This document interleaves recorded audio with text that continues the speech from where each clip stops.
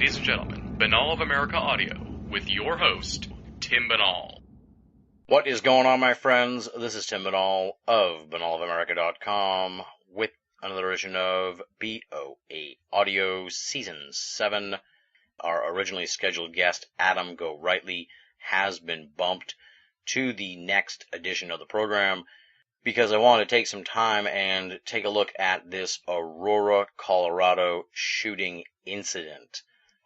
Normally, we try not to cover these breaking news stories, but a combination of factors really came together here and made me decide to change our normal style and cover this strange and tragic event.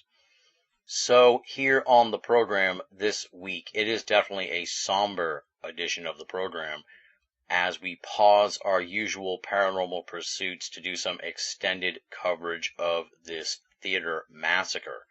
Our guests are longtime BoA audio friends Lauren Coleman, who is the author of The Copycat Effect, How the Media and Popular Culture Trigger the Mayhem in Tomorrow's Headlines, as well as Bruce Rux, a lifelong resident of Aurora, Colorado, who happened to be attending The Dark Knight Rises midnight premiere at the infamous Century 16 Cinema, although he was watching a different screening on that fateful evening.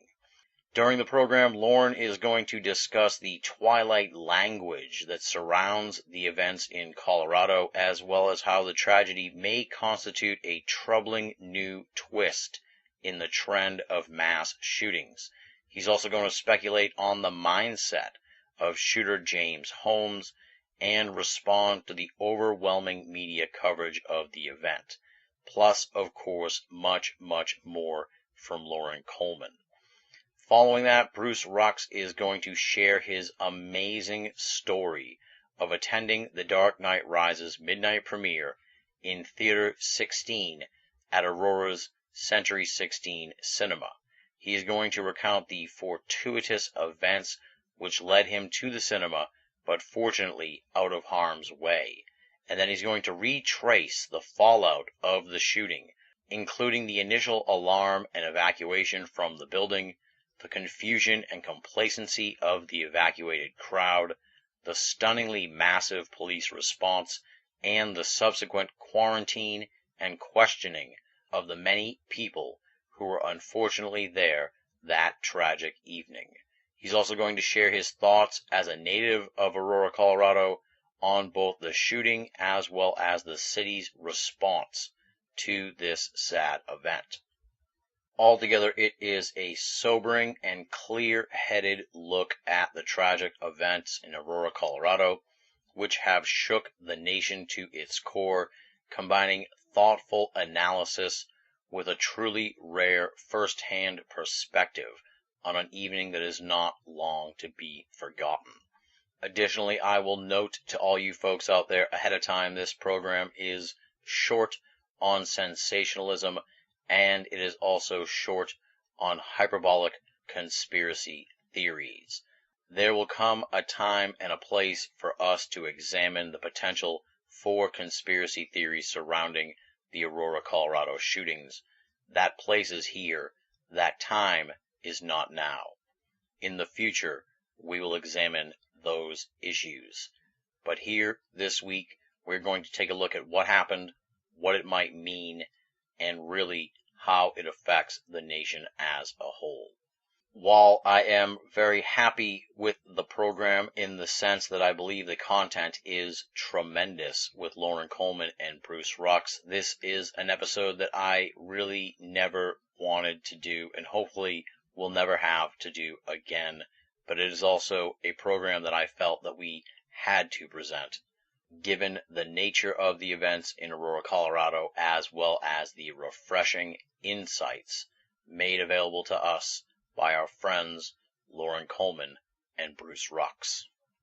For those of you who are unfamiliar with Lauren Coleman's research into the media and violent acts, allow me to provide you with a little background on him.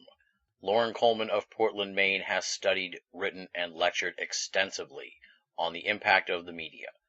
He offers illuminating insight on the fascinating relationship between American violence and the media in the United States.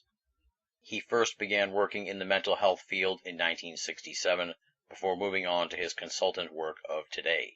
As a senior researcher at the Muskie School of Public Policy, University of Southern Maine, from 1983 through 1996, he was the director of $8 million worth of federal projects, which investigated epidemics in suicide, arson, substance abuse, child maltreatment, sexual crime, and other behaviors. He continues to be consulted on media and group violence topics.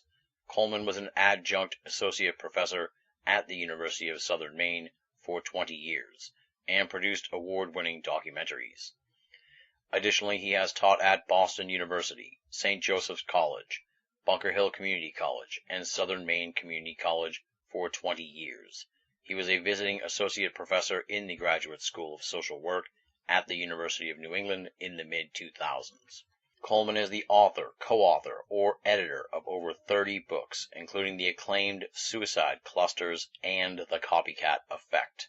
His work on suicide clusters and school shootings has been covered in the Boston Globe, USA Today, the New York Times, and extensively on CTV and BBC.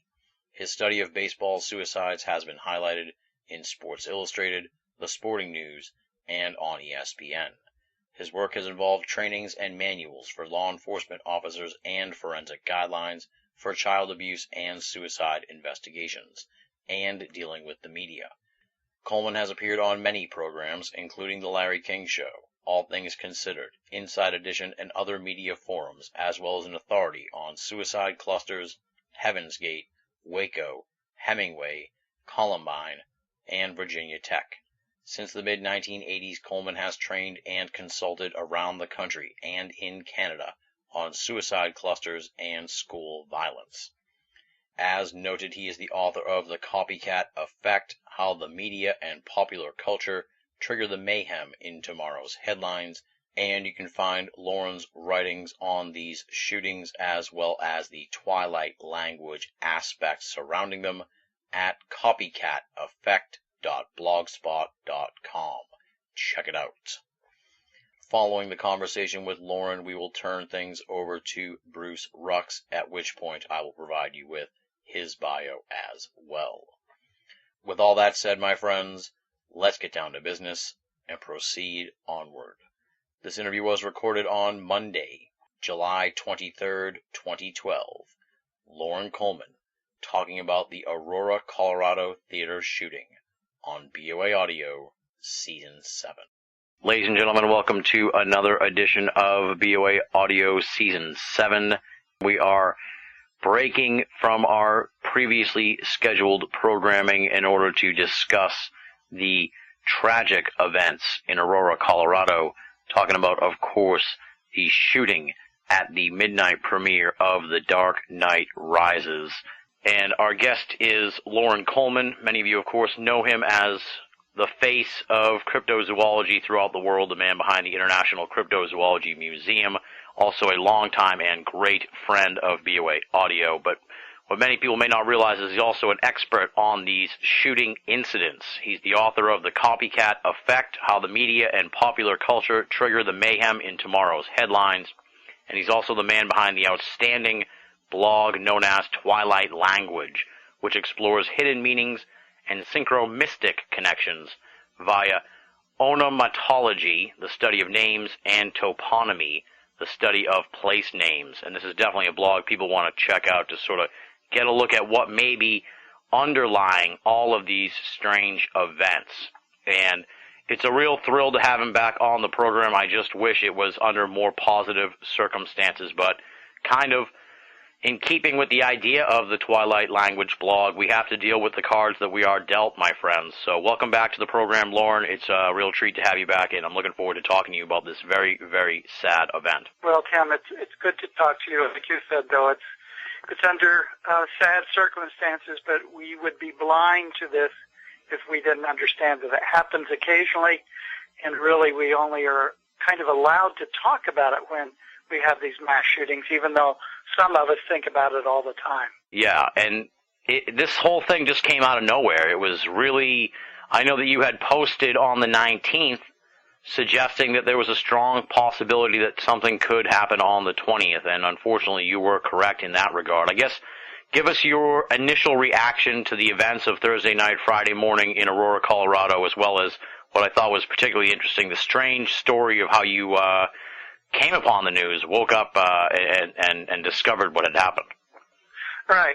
Well, let me just back up a little. And on Wednesday and Thursday, I started getting this notion that people were kind of ignoring the fact that this movie was going to open, and so I wanted to blog about it. And what I noticed in 2008, of course, is that when The Dark Knight opened, there was a real wave of copycat imitations and people really assuming the persona of the Joker and doing some really devilish things, including the Belgium attack in January after the movie came out, in which a man dressed up like the Joker and he went into a daycare center in Belgium and he started stabbing babies and also stabbing some of the teachers, ended up with 3 people dead.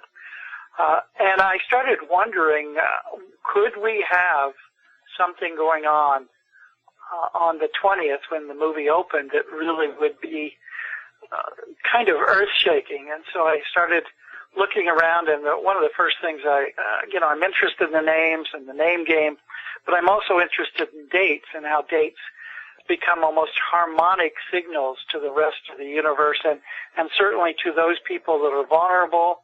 I don't like to use the word crazy, but let's say unbalanced, vulnerable, suicidal, and sometimes those suicidal tendencies in people really turn outward and turn into homicide. Yeah.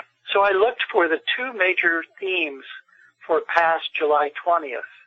One was space, where you have, that's of course the date when America landed on the moon, the Apollo 11.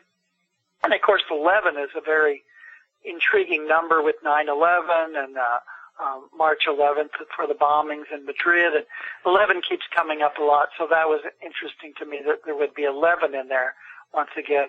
Then also it's the date when the Viking landed on Mars, and in one of those coincidences that we have no control of, Star Trek's Scotty died on that date.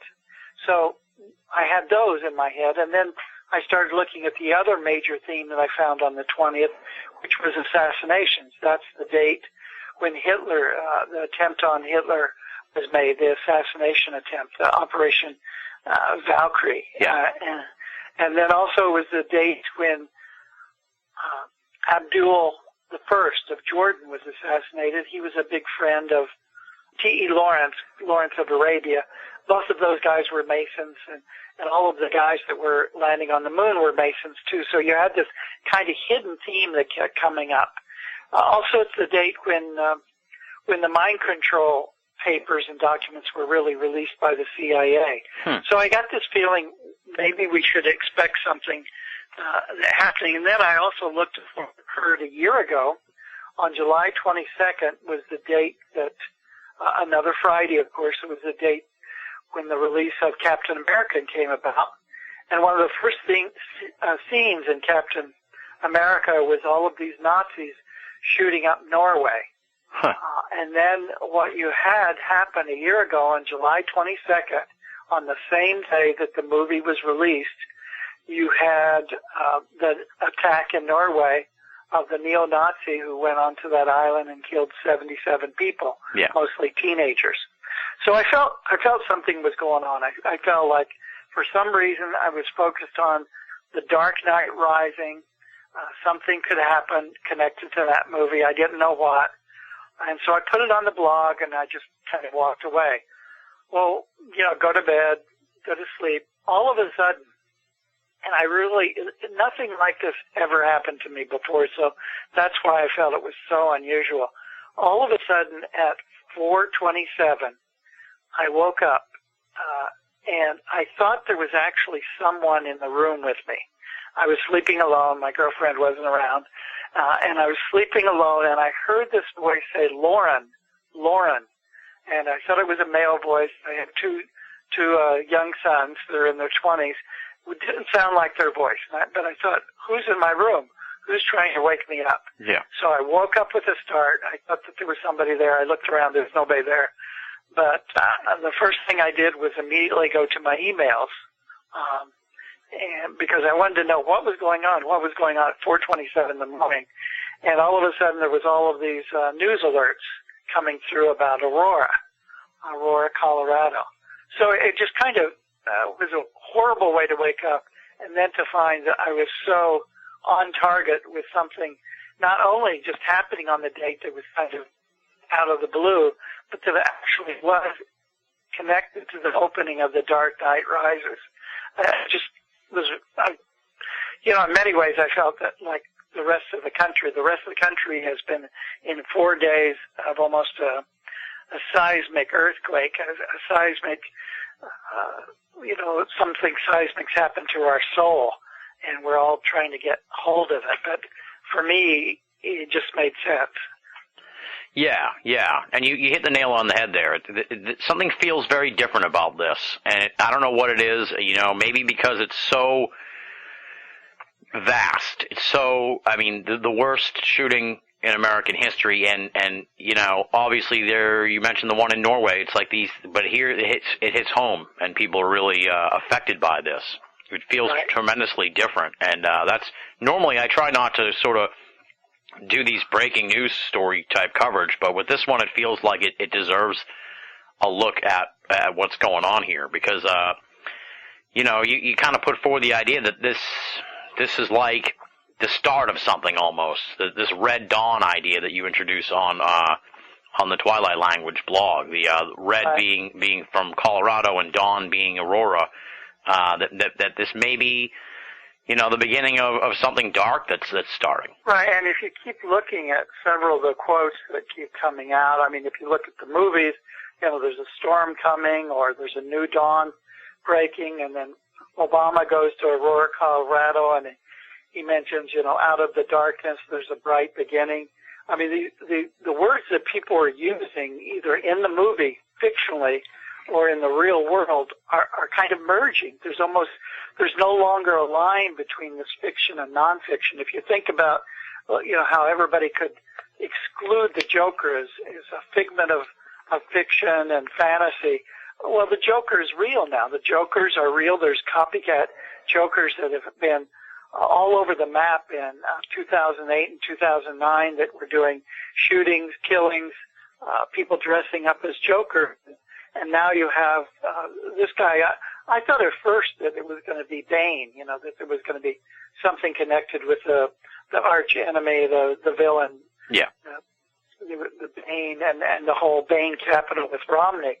That really is faded in the background, and once again we have to deal with this red-orange hair of a Joker copycat, and looking once again at how the Joker seems to be fundamentally underneath this.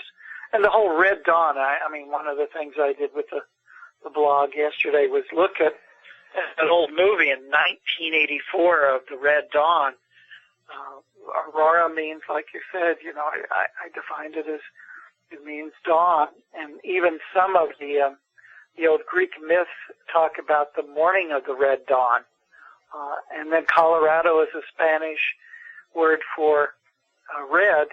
And over again, you get red in this drama. You don't even have to look at the blood. There's the hair color, and the one woman whose name was Redfield, and it just keeps coming up quite a bit. Even the middle name of James Holmes, his middle name is Egan, which means fiery. So you get these almost hidden messages, and I don't even go to any of these people that are talking about mind control or this was the CIA behind this. I don't even think we need to do that.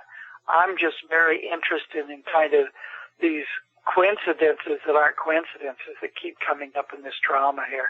Like one of the things that I in the afternoon of the 20th went with my 22-year-old son to the movie, The Dark Knight Rises, at the IMAX here in southern Maine. And one of the things I immediately noticed was the trailer that was there before the movie was the trailer for the Skyfall, the new James Bond movie. And about 40 seconds into the trailer, you see this giant building on the skyline. It's the Shanghai skyline, as it turned out. And it says Aurora in bright red letters on the side of the building. And that was just shocking for me. I was like, you can't get away from these symbols that are right there in subtle ways in all of this material. Exactly, yeah. And you make a good point in the sense that I'm in agreement with you here on this, because there's some people that take these coincidences and run in a really far direction of conspiracy, and I just can't get on board the idea that, you know, the shot of the Aurora building in the trailer before the movie was somehow orchestrated by anything other than something in the ether that we don't understand, that it is this Twilight language. I don't think that there's people in a shadowy room somewhere that said, we'll put it all together this way. I find that so hard to believe. I think it's something else that we don't understand that has nothing to do with humans necessarily, or nefarious forces that some people may want to ascribe to this event. I think that these coincidences are beyond human machination. Well, I think we're ants. I think we're essentially ants trying to look at all of these patterns and figuring it out. And it's kind of like, you know, if you look at the concept of black helicopters, if you listen to people on the right, the black helicopters are being sent here by the UN, to take over the world. If you listen to the people on the left, the black helicopters are being sent here by the CIA because they're neo-Nazis. So you can take anything like that and you can absolutely go crazy politically in the left, right. And I find that those people are really missing the essence of the middle, which is that we don't understand this. We're trying to figure out these patterns. Who in the world would think that a James Bond trailer would put something like Aurora in there and then have something to do with the shooting in Colorado? It makes no sense on a logical level. Right. But yet, in my blog, I can string together these dots, and it makes this incredible tapestry that really interconnected in a way that none of us can really understand. Absolutely, yeah. And I know that you've done a lot of work looking at, as you said, these troubled individuals. I mean, what do you think? It's impossible really to get into the mind of this character, James Holmes, but I mean, with some of these events, it's clear that there's like a revenge factor. It doesn't seem to be the case with him. The whole thing about how he doesn't have any sort of cyber trail, which is completely unlike anyone in their mid-20s, and also that there doesn't seem to be any clear-cut motivation for what he did. It's just absolutely puzzling to me. I find myself wondering if we're dealing with some kind of Unabomber-type character here, based on just the intricacies of all this and the apartment and all that. If he has some overarching manifesto of some kind that we haven't heard yet or something like that. I don't know. I mean, I'm just absolutely baffled by this character and what could have driven him to do this. But I know, as I said, you've looked at these troubled individuals before. What do you think? Well, first of all, I think we have to be comfortable not rushing as much as the media would have us want to. If you look, and I had to watch some of the news programs over the weekend just to sort of track what they were doing. And what they were doing is they were trying to answer this question. It's always the first one. What's his motivation? Maybe if we, talk to his mother or look at his high school picture, we'll be able to figure out why he did this, which is absolutely a blind trail. You don't do that. I think that what we need to do is just stand back and look at some of the evidence that's being presented to us on a sheer, concrete level. And there's some very interesting things that this man was telling us. One, as opposed to most school shootings and suicide clusters, those school shooters and suicide cluster people go into it wanting to die. They're in pain. They're, high-level neurotics, definitely suicidal.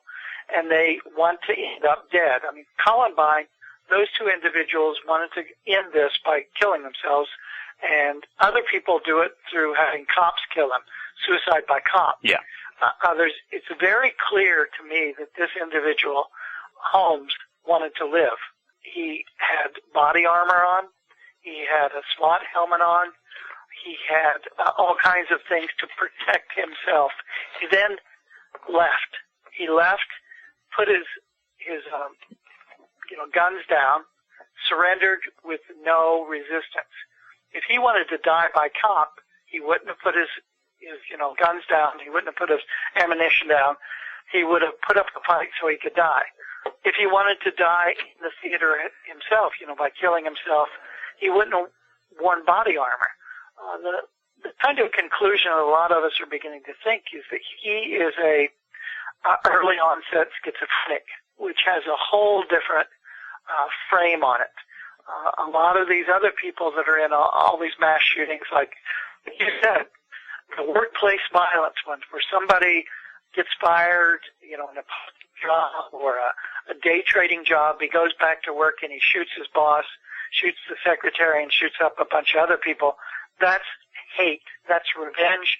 And yet in those situations, too, they know enough of the right and wrong that they know they did something wrong and they want to get killed or they want to kill themselves. Yeah.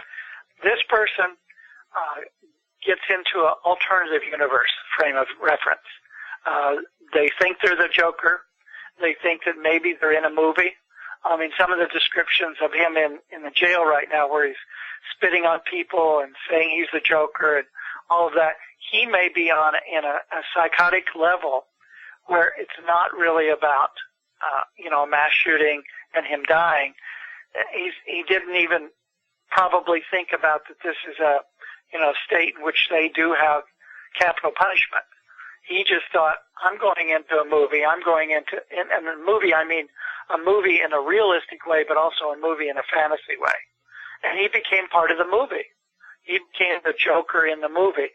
I think that's schizophrenic. And you're quite on target bringing up the example of the Unabomber, because the Unabomber was someone who did not want to be caught, who wanted to kill other people, but he wanted to hide, whether it was in the wilderness or behind another identity or,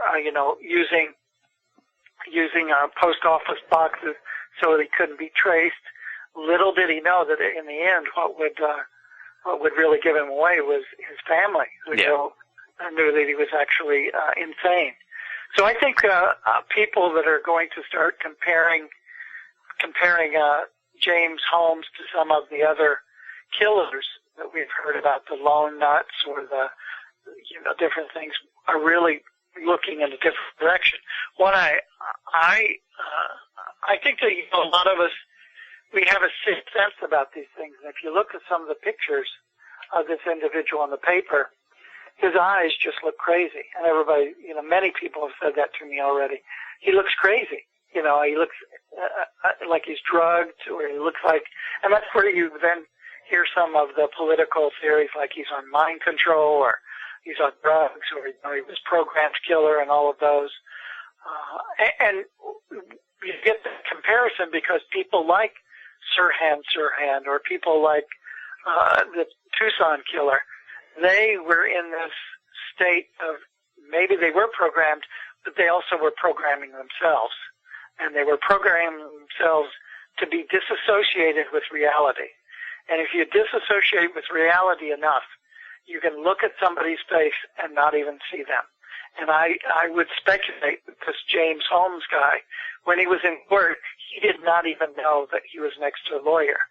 Now, I know that some people on some of the victims' relatives are saying things like, he's acting, he's so brilliant that he's actually putting on an act that is insane. Yeah. Different things like that. We do have to question that in the psychiatric tests in which that some people will be able to see through that ruse, if it's a ruse. But I think that some of the most, the brightest people, the geniuses, are the ones that first go crazy, to use that word.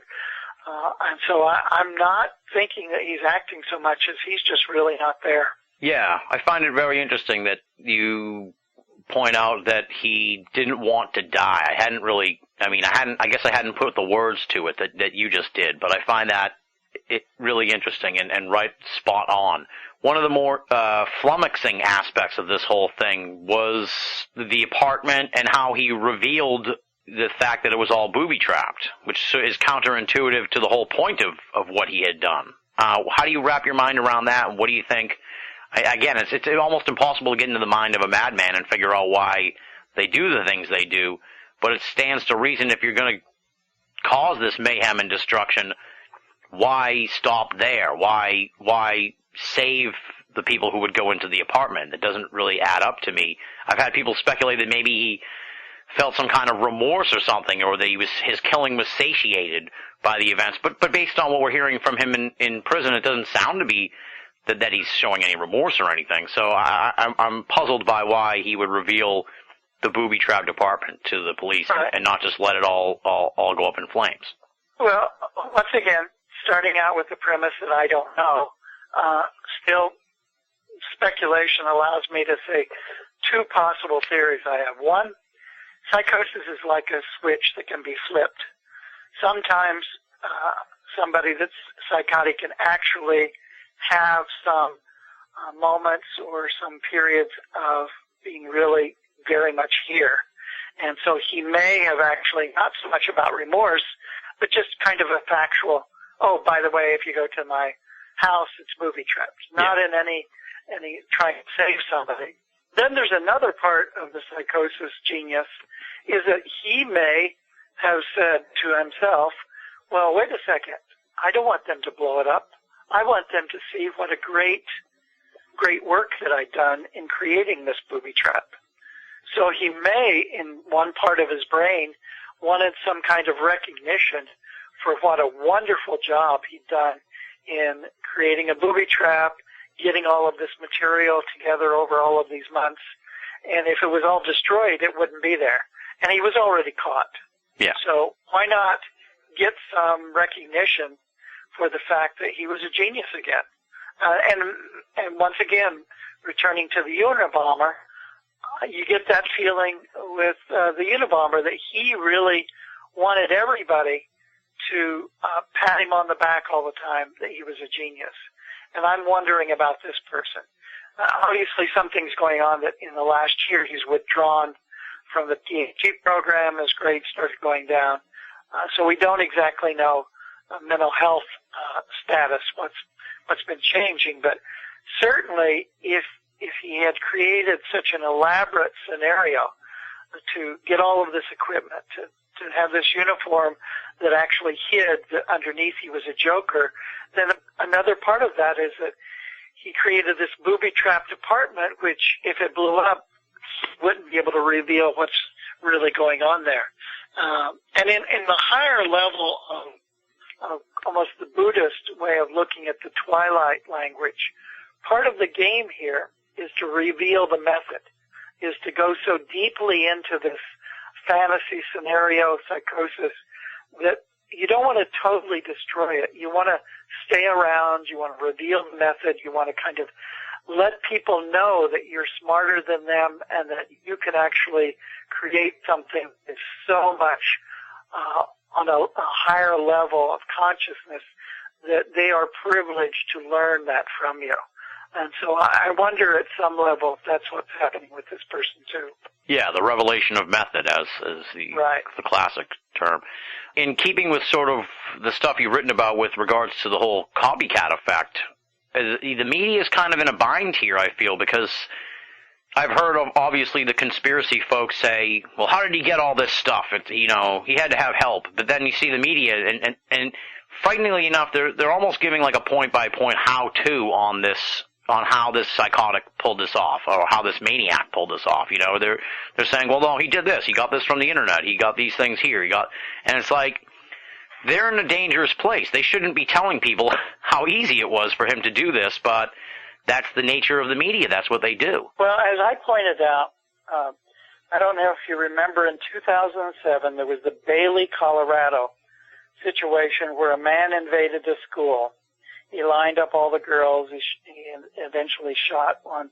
But what occurred was the media and the police had so many news conferences as this hostage situation was going on. They were talking about how, wow, this is kind of interesting and new. He put chains through the door and locked us out. He did this and he did this. And they were, like you're saying, they gave a roadmap for the next situation that occurred, because the next two situations was the Amish situation, in which the guy put chains through the door to keep the police out. And then what happened after that? Virginia Tech. What did that guy do? What did Chu do? He put chains through the door. So the police officers and the media are conspiring with future copycats to increase their methods. I was horrified today when I think it was, one of the news channels. I was listening to this FBI expert, and he was going on and on about how in the Aurora, Colorado situation, that we on SWAT teams and FBI, we never use the round ammunition, canister. We only use the ones that are flat, because the round ones jam, and they look really cool in the Batman movies and in the old Thompson machine guns, and so that's why people use them. But we know they jam, and thank goodness it jammed, and that saved more people's lives. But the kinds that we really use are and he gave point by point for how future copycats will use not the canisters that jam, but they'll use the ones that work. And I was horrified because they're doing that all over again. There hasn't been this kind of coverage for 3.5 days since Columbine. And what happened because of Columbine, of course, was we had 450 incidents across North America. Copycat incidents, people getting shot, people bringing guns into schools. I don't think it's going to be that much, but what does scare me about all of this coverage is you hear once in a while somebody saying, I'm not going to mention the shooter's name because I don't want to give him that time and recognition. But you're standing there talking about, the drama, the melodrama, the excitement, the killings, who died and when, and it's not very mournful. I was kind of struck over and over again how the media were interviewing people that were standing next to somebody that got shot, a boyfriend or a hero or a classmate, and the person was on the verge of crying. They were talking very rapidly. They were in a panic mode, and I kept saying to myself, this person should not be talking to a reporter. They should be talking to a therapist. And yet the media is doing this to get the ratings up, to get the excitement up. And it's happening all over again. And it's going to die down the middle of this week. That's why in my blog today I predicted, I think we're going to have a major copycat situation on Friday, because looking at the pattern from the past, the copycats, there's almost an internal anniversary syndrome in humans. And in a week, in 2 weeks, and in 1 month and 1 year, people have, the vulnerable people, the people that really want to become the Joker again or become the James Holmes, will feel the need to go to a movie theater, to go to the Olympics, and do something really terrible. We had a situation in Maine over the weekend where a man was driving 110 miles in a brand new black Mustang that he just bought, and the Maine State Police stopped him and found all of these assault rifles and all of this ammunition in his car, and he said, I took a gun to the Saturday night showing of The Dark Knight Rises. They went to his apartment, and they found 10,000 rounds of ammunition. Wow. And so it's out there. It's out there that somebody is going to want to get in the news, want to get, all over the media about how they're like, the Colorado situation. And the media just can't stop themselves. They can't they can't know that, that they're talking about the guts and glory of it, and they're actually perpetrating tomorrow's awful headlines. Absolutely, yeah. And like when we started this conversation, I was saying, this feels like the start of something, and I hadn't really been able to put my finger on it, but the thought had crossed my mind earlier in the day and earlier over the weekend. What makes this event particularly troubling, in addition, obviously, to the horrible events that happened, is that this, and I know you can probably cite numerous instances where something along this lines happened, but I feel like this event sort of puts soft targets in the bullseye, if you will, for lack of a better term. I know there were shootings in theaters before, but it was always like there was school shootings and there was workplace shootings, but it felt like, movie theaters and malls and these kind of places were safer, and now it's like we were saying, I was saying to people I work with, you just don't know where you're safe anymore. And that's to me maybe what is that feeling that's inside of me, that the game has changed here now because you could be hurt anywhere almost. Yeah, I saw the progression in the late 1990s. You had clusters of suicide in the community, so there might be 3 suicides in a weekend, or over the space of 3 months you could have 17 teenagers die by suicide. And then you saw the changeover in the late 90s, where more and more of the school shootings occurred, where somebody who was feeling suicidal would go into the school and they'd shoot people. And the way I explained it was these vulnerable suicidal, homicidal people decided to pick out another vulnerable fishbowl to take their violence into. And if you look at, the past theater shootings have been mostly gang related, to be very open about it.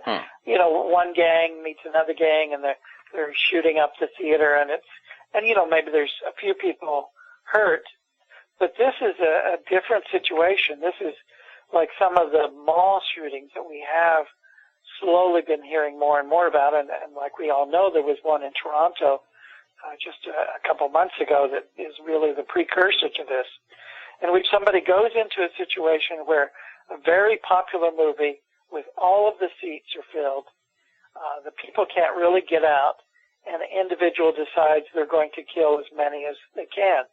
And a quote that I was quoted quite a bit by AP and New York Post in 2007, and I said that there's a psychological situation going on in which these shooters are actually competing with each other to increase the body count. Yeah, I was going to mention that, yeah. And I think that we're seeing that here. Yes, we had the largest by number of persons hurt shooting in the United States. I mean, by number of people killed, it's not the most, but you had 70 individuals shot.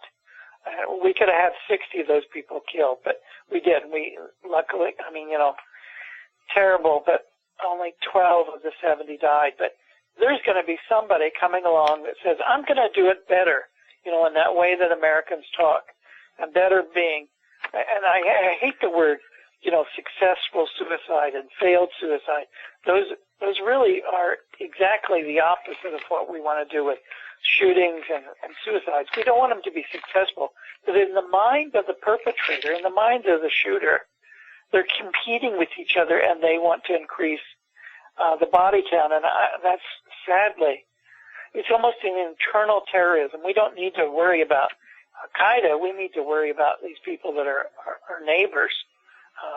And it's going to get worse. It's going to get worse before it dies down again. But I think we're just seeing the beginning. And this really, to me, feels almost on a visceral level. Something really important happened on Friday, and we haven't caught up with it as a country. Yeah, absolutely. It stands out. There's something about this that goes beyond a shooting. There's something happening here, as Bob Dylan says, that we don't know what it is quite yet. Right. And I think if you look at the fishbowl sort of situations, movies, malls, schools are obvious. The one that's really right on the horizon, which I'm very worried about, our sports arenas. Yeah. And that's why London next Friday really worries me. You have the opening. You've got James Bond. Daniel Craig is going to do an opening at the London Olympics that's connected to the James Bond movie. I don't know if you heard about that, but that's kind of intriguing to me that it's going to wrap all up into Skyfall on Friday.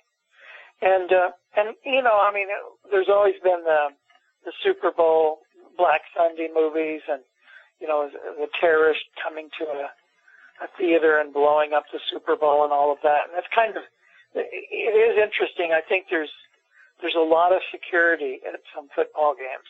There's less security at baseball games. And so I'm just kind of wondering. I don't want it to happen, but I really want, and I don't like the sort of police state country, but we do have to not ignore that there are some people that are psychotic and that can harm other people, and we just have to be aware. Right. And there's also, you touched on it too, that there's a history of this sort of violence tied to the Olympics. I mean, this year isn't it the 40th anniversary of the Munich massacre? Mm-hmm. Right. And then, of course, we have the bombing in '96 in Atlanta. So, I mean, the Olympics are rife for this kind of thing. And coupled with that, I mean, haven't we all heard endlessly all year about the extreme security of the Olympics? Almost antagonistic in a way. Right. Which scares me because I presumed there would be a lot of security, but the more they hype it up, it's like it's hubris in a way. It's feeling hubristic. So we hope that nothing happens. I was struck today by the court situation with Holmes. The court is in Centennial, Colorado, and you just brought up the Atlantic bombing with Centennial Park for the Olympics in Atlanta.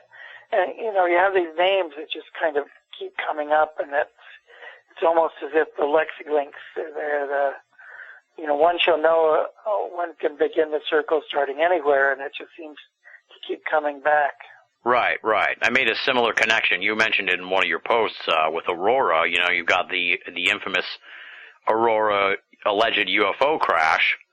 Right. In Texas, and also the Aurora spy plane that is still classified as a myth by the U.S. government. And you wonder if there's some sort of, the phraseology of mythicness can be attached to Aurora in a way. Right. It's tied to these perplexing events that we may never quite understand, or it's tied to, I don't know, something indecipherable.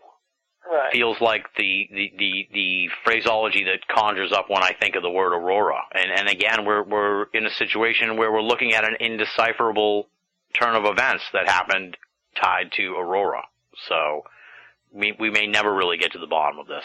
It's troubling. The whole thing is troubling, Lauren. And the other thing that everyone's talking about in the media is, like, as you said, you're not a big fan of the nanny state and everything else. Can anything really be done about this, or is just more vigilance? I mean, I heard people say, well, if everybody had the right to carry a gun, then this guy couldn't have taken out so many people. But, I mean, come on. The last thing you need in a darkened theater with smoke pouring out everywhere is another person with a gun firing. I mean, to me, that just strikes of ignorance in a sense. It doesn't make any sense to me. Everybody should come to the movie with guns. I mean, that doesn't make any sense.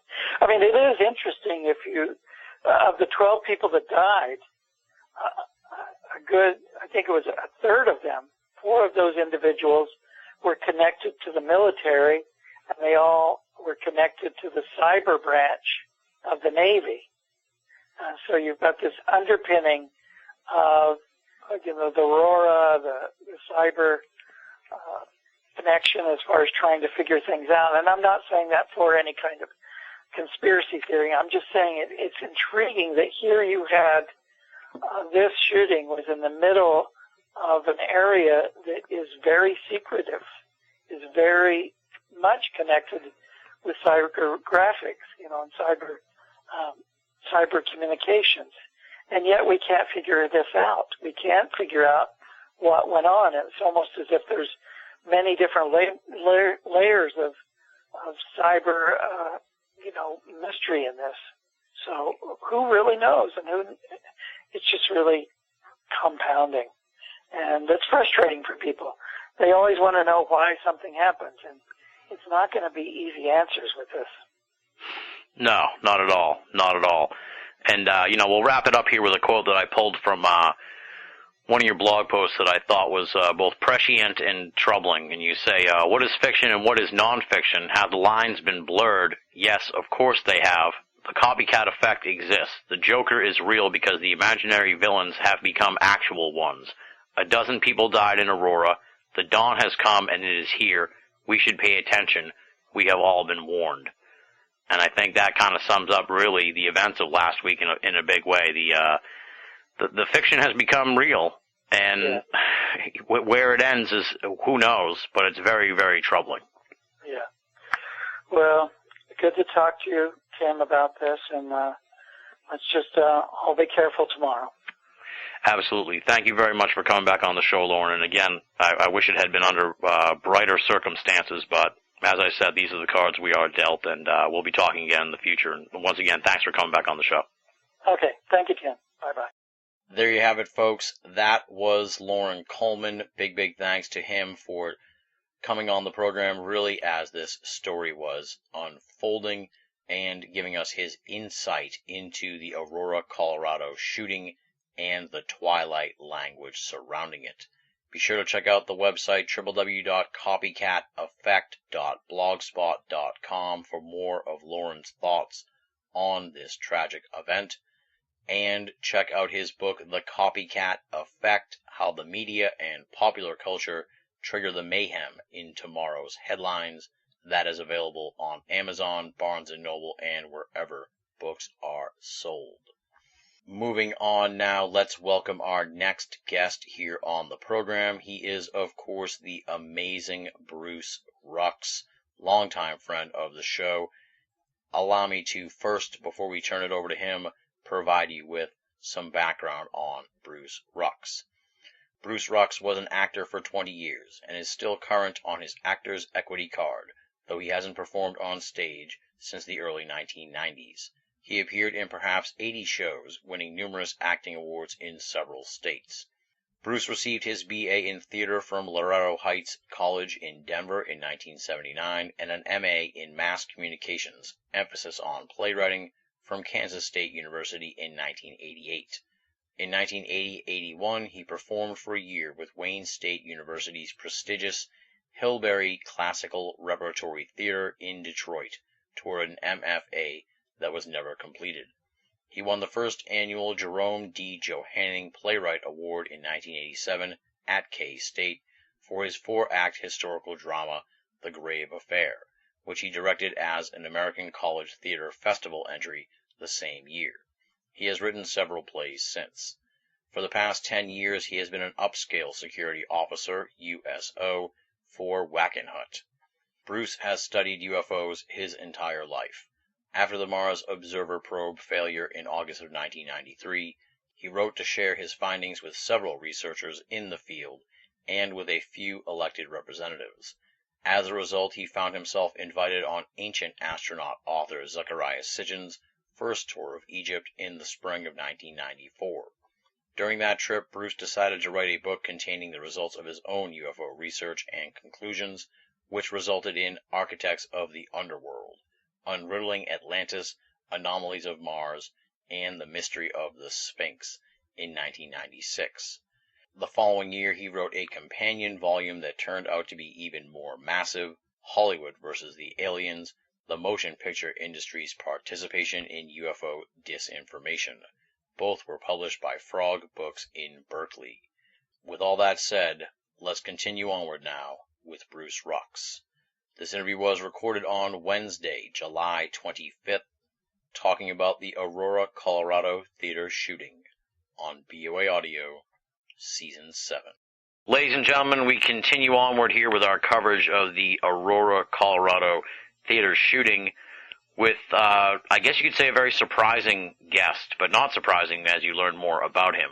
He is a longtime friend of the program, and he's known primarily on this show for his work with the book Hollywood versus the Aliens, and he was the star on the beloved Bruce Ruck's trilogy way back a couple seasons ago, and then people demanded his return, so much so that we turned it into an annual event and really kicked it off last year with Ruck's Giving.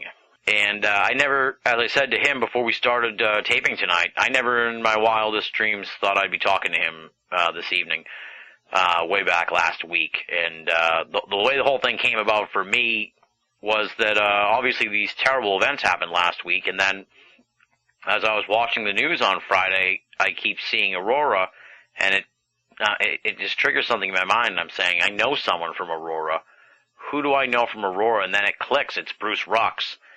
And then really a chill ran down my spine, because having exchanged so many emails with Bruce over the years, I know that he's a hardcore movie fan, and if anybody I know would have been at that theater that night, it would have been Bruce Rucks. So I immediately got on the email and sent him an email to check in and make sure he was okay, and he responded with really one of the most amazing stories I've heard in quite some time.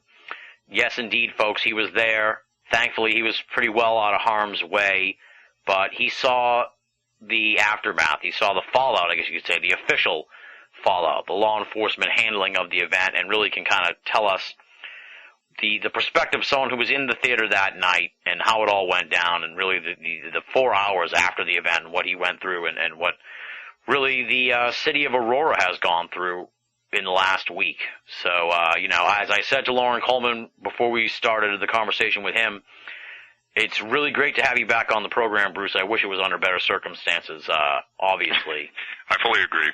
And, but I'm really looking forward to hearing this story from you. I've gotten the Reader's Digest version, as you like to call it, in the email. And believe me, folks, the Reader's Digest version was pretty long and detailed in and of itself. And I've been following this thing just tremendously closely over the last week, as I'm sure you have. Something about it really resonates in a big way, and I think chances are, for the BoA audio listeners, they've seen the people in Aurora, but they really don't know anybody. But they know you, Bruce, and you were there, and you live there. So I think it's really a chance to sort of put a face or a voice to this that the BoA audio listeners can identify with in a big way, and also gain a lot of information that maybe they haven't heard yet before in the mainstream media. So, welcome back to the show, Bruce. Again, I wish it was under better circumstances, but I think it's going to be a very enlightening conversation nonetheless. Absolutely. Thank you. It's always a pleasure to talk to you, even under circumstances as horrible as this. Indeed. It's a strange turn of events. Now, I guess before we get into the whole night, I guess you could say, what's your just overall perspective on this? I mean, this is like your town has become the epicenter of. It's really a city, obviously, but it's really become the epicenter of this massive story. And it must be sort of bewildering to see as someone who lives there. Extremely. I've lived in Aurora pretty much all my life. We moved here when I was 2. I am currently living in the house that I grew up in, which for all practical intents and purposes now is mine. Mom unfortunately slipped and broke her hip at the beginning of November, shortly after I got back from Egypt. She's been very, very well taken care of since, but it was necessary for her to go into a home, which is an extremely luxurious home. She's very comfortable there and very happy. And in fact, the neighbor who has been her beau for many, many years also had become infirm right about the same time. They're both very old. She's 94, and I think he's 86, 87, somewhere in there. But they're in the same place now, and they're very happy. They get to have their meals together and watch TV together, just like they always did here. I had gone to see her, in fact, earlier that day. When I got up, about once every other week, we have dinner together for a couple hours, and we had a very nice dinner, and I brought her mail. She's not too far away, so I get to see her quite a bit. And some family friends came by who we hadn't seen in a long time. It was very nice to see them again, and we chatted with them. I went out. I had some coffee. I had a brand new album to listen to. I'd never heard the Pretty Reckless's first album. I put that on and was pleasantly surprised. Enjoyed my coffee, got some reading and writing done. Came on home, watched my Netflix. I wrote to my friends Tyler and Mel an email, and finished up right about 11:30. Batman was premiering that night. I'm a lifelong Batman fan, and everyone who knows me knows that very well. And I usually go either to the midnight movies or the matinee, depending. And for this particular movie, it was a flip a coin which way I was going to go. If I was going to go this week, then I probably would have gone today. My birthday was yesterday, and it would have been the perfect day to go. Oh, happy birthday, buddy. Thank you. But Mondays are a little bit problematic for a couple of reasons, so it probably would have been today at a matinee that I would have gone if I didn't go at the opening night midnight show. The opening night midnight show, it was questionable whether I was even going to get in, but like I said, the timing was perfect. I had everything done. I needed to go out anyway to mail my Netflix, to kind of stay on schedule, and it's more or less on the way to the theater.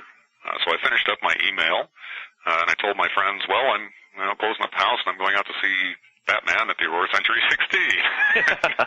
That's the theater I always go to. It's close to my house. It's the Aurora Theater. It's your hometown theater, right? It's my hometown theater. Like I said, I've lived here since I was 2. I mean, I've spent, the odd year away now and then when I was at school or what have you, but I grew up here and I've lived here. This is my community. This is my home. I'm very proud to belong in Aurora, and I love my neighbors. I love my city. I love my state. And this is certainly not going to drive me out of it or make me uncomfortable any more than the obvious. In any event, I drove out. I mailed my Netflix. I'm not sure whether if I had decided to mail the Netflix after the movie as opposed to before, whether we would have a different story, and I'll get to that in a second. Yeah. But I did it first, and came in the alternate route to the theater, to the one that I usually do. It doesn't take me long to get there. I got there right about midnight, and the parking lot was more full than I've ever seen it. I had to park way at the end of the line on the south end of the theater, just all the way at the end, and I wasn't happy at the parking place because it was underneath a tree and in the dark, and I thought, well, it's not exactly where I want to park at night, but I really want to see this movie, and this is about the closest spot I can find, so, well, we're just going to do it. So it's packed? It's packed. Yeah, it was packed. More packed than I've ever seen it. Okay. I got out of my car. There were some other people that were coming in right about the same time I did. There was a little bit of a line. When I got in, I noticed that they already had 4 scheduled theaters for it, which is very unusual. Usually they have 1 and they open up a second if there's demand. And I think once, maybe twice, I've seen them open up a third. In this particular instance, they had 4 theaters that were scheduled to show it at 5-minute intervals. It was 12:01, 12:05, 10, 15, and they opened an unscheduled 12:20 show because the demand was that high. I had my choice between the 4th and the 5th showing. The 5th showing at that time already had 144 people in it, and the 4th one had 120. So I thought, well, I'll probably get a better seat. Let's just go to the 4th one. Got my ticket. I did not waste a lot of time getting in the theater and getting myself a good seat, and I got a great seat. It's my second choice seat when I go to the theater ordinarily anyway. I was at the foot of the balcony, all the way in the back on the ground floor, just over to one side. I usually get a little more toward the center if I'm sitting there, but over to the side was fine. I got a great view of the screen and nothing distorted. And I just sort of staked it out and sat there. Now, let me just jump in. Yeah. So this is the 4th showing. Now, the events, yes. the shooting took place in the first and the first showing, correct? Is that? I'm assuming the first and second. Yeah. Okay. I'll get to that because that is critical, considering what happened here. In any event, right at 12:15, the preview started, and right at 12:30, the movie started. I checked my watch. I was loving the hell out of the movie. And as a matter of fact, as soon as I'm able to, I'm going to get right back to the theater and see it through. I'm not going to be able to go to the Century 16 for a while yet. I'm sure they'll be closed for at least the next couple of weeks. I believe the police are actually releasing the theater tomorrow from its official cordoning. I mean, that they're actually opening the space. That doesn't mean the theater's going to open, but they're taking the tape off and all of that. Yeah, well, they're like giving possession back maybe to the company or whatever, yeah. Right. Reason being that they had to let prosecution and defense teams and everyone get in there and take all the pictures they could possibly take, and they're going to, believe me, they're going to be at least a week remodeling the damage. I actually have kind of a funny theater story on this, which isn't terribly important, but years ago, they had the roof collapse at the Century 16 when we happened to have a bad snow that year. And that caved in one of the theaters, and it took them about a week to rebuild that. This is going to take a little bit longer. This built into 2 theaters, and they've got blood and all kinds of stuff they're going to have to clean out. It's going to be a serious cleanup. There has been some talk that the theater won't even reopen. I sincerely hope that's not the case. I think it would be a serious mistake to close it. Columbine is still open. The other talk is they put up a memorial plaque, and I think that's a very good idea. I think they should do that and just keep the theater going. Yeah, what about just that screen area. Couldn't you just turn that into sort of like a tribute? Don't open the room where it happened. I wouldn't. I mean, that's what I would do. I would just not even ever show a movie in there again. Just that one room. Make that. Well, like make it a shrine. I guess a tribute or whatever. I don't know what the right word is. Yeah, I understand exactly what you're saying. I don't mean it in like in a pejorative way either. I know that. Obviously. I know that. No, actually, if it were me, I'm not sure what they're going to do. If it were me, I would go ahead and just fix everything back up and not make a big deal out of it and try and go on, just make life go on. Yeah. And I would do everything I could to help, actually. I'd go there opening day and see whatever movie they had just to show confidence. I have not let any of this put me off going out. I go out, I do my grocery shopping, I sit in the coffee shop, I am not looking over my shoulder, and my heart is not skipping a beat. I was not in the immediate area of danger, so I can do that. I'm okay. The people who were in the midst of it, that's going to be considerably different for them, and that's fully understandable. Mm-hmm. But for me, no, life is already going on, and I think it needs to for all of us. I know I will feel better. Once I have actually gone out to some theater and seen this movie through, I'm going to start putting this behind me. A lot better than I have so far, just because, okay, that's done now. That's history now. Yeah. So we can put this behind us, and I've already, for the most part, done that, and I'm trying to convince everyone that, look, don't be afraid. Our Governor, John Hickenlooper, got up, and he's been saying the same thing. So has the Mayor, Steve Hogan, who I voted for both of them. They're great men. I've known Steve Hogan's son and daughter for the last third of their lives, and the last half of their lives and the last third of mine. I'm family friends with them. They've handled this extremely well and said all the right things and done everything they possibly could. And as will be evident in the course of my telling this story, I could not have higher praise for everyone involved in law enforcement or all the first responders, the medics, everyone. They were friendly, they were courteous, they were calm and level-headed throughout. They were just very, very professional. And they processed us down as fast as they possibly could, not missing anything. And they were extremely thorough. Yeah. I already had a high opinion of them. It's gone substantially higher, which is hard, but it has. I just really was amazed by how well they handled themselves. That's great. Anyway, like I said, the movie started at 12:30, and let me give you the layout here so you'll understand what this is. Yeah. Mine was the fourth show, and there was a fifth. I don't know where the fifth was. The fourth, I was in Theater 16. Theater 16 is to the right of the lobby and facing the front. We're facing the front of the building where the screen is located. Okay. Where the shootings took place, the shooting took place in 9 and spilled through the walls into 8, causing substantial collateral damage. I don't even know the extent of that, and it's going to be a long time before that gets released. But I know that Theater 9 is where it happened. Theater 8 got a lot of damage. Those theaters are on the left of the lobby, facing the back of the theater. Okay. Yeah, so almost. I'm trying to think of an analogy here that would work, but I think people can kind of picture it in their head. So almost kitty corner in a sense, but with all the refreshments and whatnot, kind of in the center, I assume. Yep. Okay. That's all in the center. All that lobby area is in the center. It's a big lobby. So we were to the right, facing the front. They were to the left, facing the back. So we're not near each other. And in fact, when all this took place, not a single one of us in our theater, and it had to have been at the quietest scene in the damn movie, because there was no dialogue, it was really quiet, there's no music, and there's probably no other spot in the entire movie that could say that. But it was right about 10 minutes in, and we were at a scene where it was like that, and the fire alarm went off. I was sitting right next to the damn fire alarm. I rolled my head over, I looked at it, and I said out loud, "Oh, fuck me." I've been going to that theater for 15 years since it opened, and I've never heard an alarm go off there. I thought, of all the goddamn nights that some fucking yahoo has to pull the fire alarm, I've got the best seat in town for the hottest ticket in town. I'm very comfortable. I've had a great day, and some fucking yahoo has just ruined it for me. Right. Now, how you said the movie started at 12:30, so how deep into the... Say about how long? 10 minutes. Okay. You might have said that already. I might have missed it, but go on. That actually tallied perfectly with the police report. And when I first was hearing things, they were saying it happened shortly after midnight. And I was telling everyone I was talking to that it had to have been right about 12:40. I didn't check my watch, but it was about 10 minutes into the movie. And as it was, I think they said it happened at 12:39. So I was about a minute off. All of us just kind of stayed in place for a moment.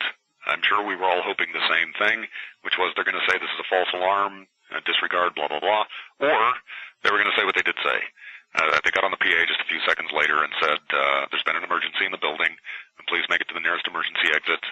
Try not to exit through the lobby, or words to that effect.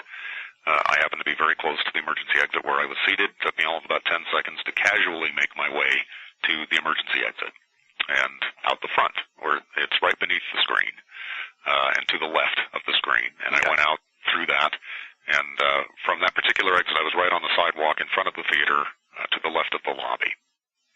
So, and there are a whole lot of us out there, and more filling out.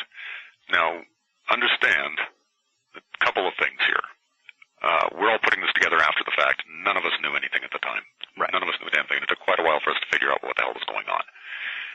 Putting it together after the fact, we zigged, and that guy zagged. If he had come the other way, if he had decided to hit the front of the theater and kick in that door, I would have been right in the line of fire. Right. I probably would have been one of the first people shot.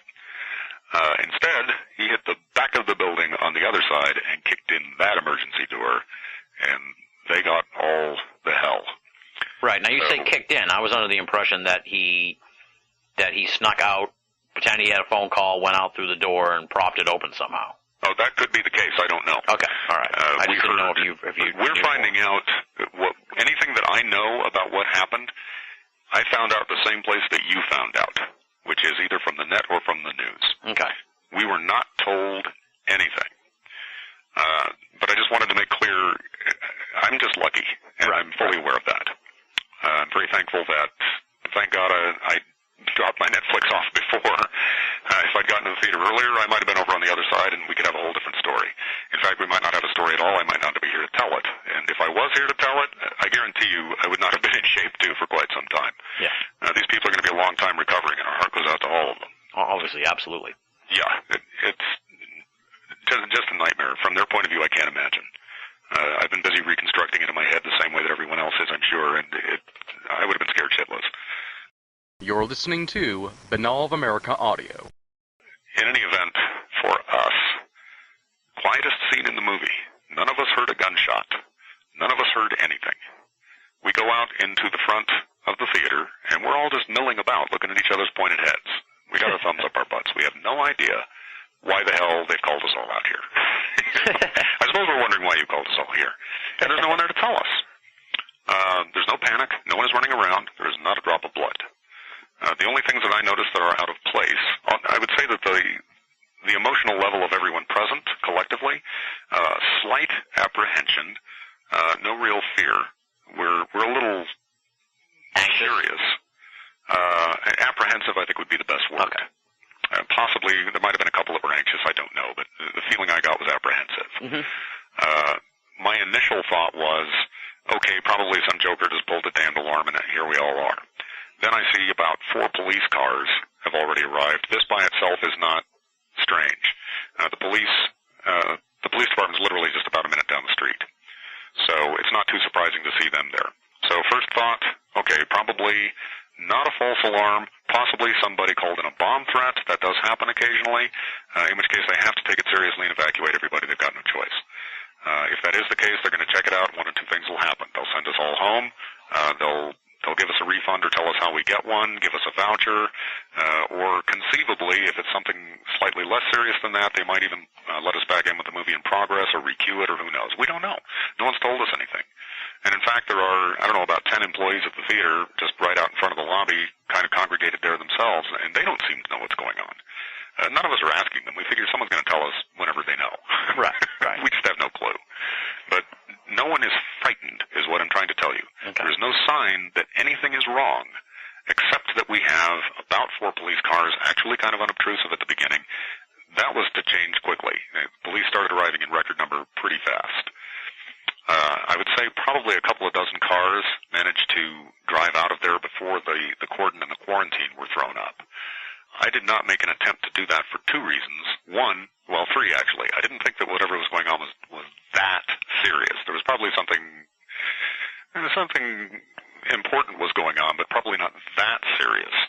And they were probably going to take care of our tickets or let us know they were going to let us know what was happening sometime soon, and I wanted to get that resolved. The other reason was I was parked so far out to the end of the south line, and everyone that was getting in their cars was queued up way back there, that if I got into my car, they're all in front of my car. First, I'd have to wait for an opening to get in, and then it would take me about 20 minutes to get to the exit.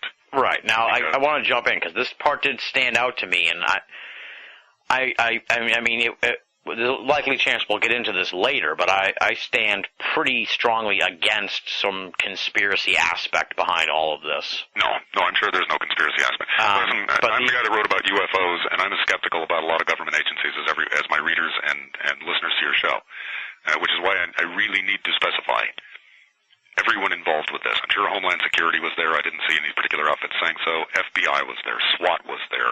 Police choppers, fire department, police from every single county in the state. I stopped trying to count police cars after a while and just read the doors. We had, first one I saw was Littleton. Oh, Littleton. Okay, well, that's a suburb a bit south of us. I've worked in Littleton a couple of times. Glad to see you guys out here. A bit far for you, isn't it? Oh, Parker, a little bit closer, but on the same route. And Broomfield. Broomfield's just this side of Boulder, way the hell out to the west, close to the mountains. I see they woke you up and got you out here. This is where we're starting to recognize we're in something really fucking serious here. Right. Now, let me just jump in, because the point I wanted to make is, you say some people drove away. Yes. The conspiratorial-minded people are going to jump on that, but I presume that this wasn't any sort of getaway. This was just people who had been pushed out. Maybe their movie was really almost over, or the movie they were watching sucked, and they were like, you know what, fuck this, let's just go, you know. Possible. Or they were just tired of milling about, recognizing that nothing was happening or being done, and so they decided to just get in their cars and go. The police didn't tell anyone not to leave. Right. So this isn't some sort of like getaway situation. There isn't like a situation where there was someone getting away. You don't think? No, I'm reasonably certain that is not the case. And I'm pretty sure the police feel the same way, but I'm sure that'll come out now that the smoke's cleared. I don't see a conspiratorial angle in this.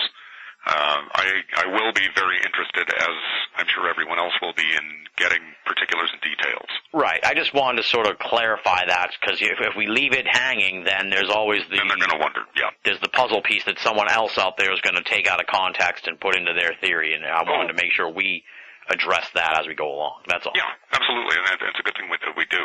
Now, the impression I got, these people just finally got bored of standing around and decided, well, I might as well get to my car and go home. Okay, so how long have you been waiting out there now? You know, you mentioned that you saw some people. You started to sort of get an idea where there was a guy who had his eyes were all affected by the gas, and there was a girl who was pretty frantic. So within the first 5 minutes, okay, we were just milling about in the front. The first thing I noticed, there were two girls who were standing pretty close to me, just at the front of the theater. They were in tears. They were not hysterical. They were just in tears. They were obviously upset about something. And I noticed they hugged each other a couple of times, and one of them just kind of stood off to herself for a brief time, staring at the theater and saying, I have to talk to someone. I have to talk to someone. She just kept saying it over and over and over again, and her eyes were sort of vacant. And a couple of us went over to her and tried to talk to her, but she obviously wasn't hearing us. At one point she said, he's still in there. She gave a name, which I won't give out. I am happy to say that I have not heard that name on the list of fatalities. I am assuming that that guy is probably injured, and I hope that he's all right. And I will look forward to seeing the list when that's released, and I certainly hope that he's okay.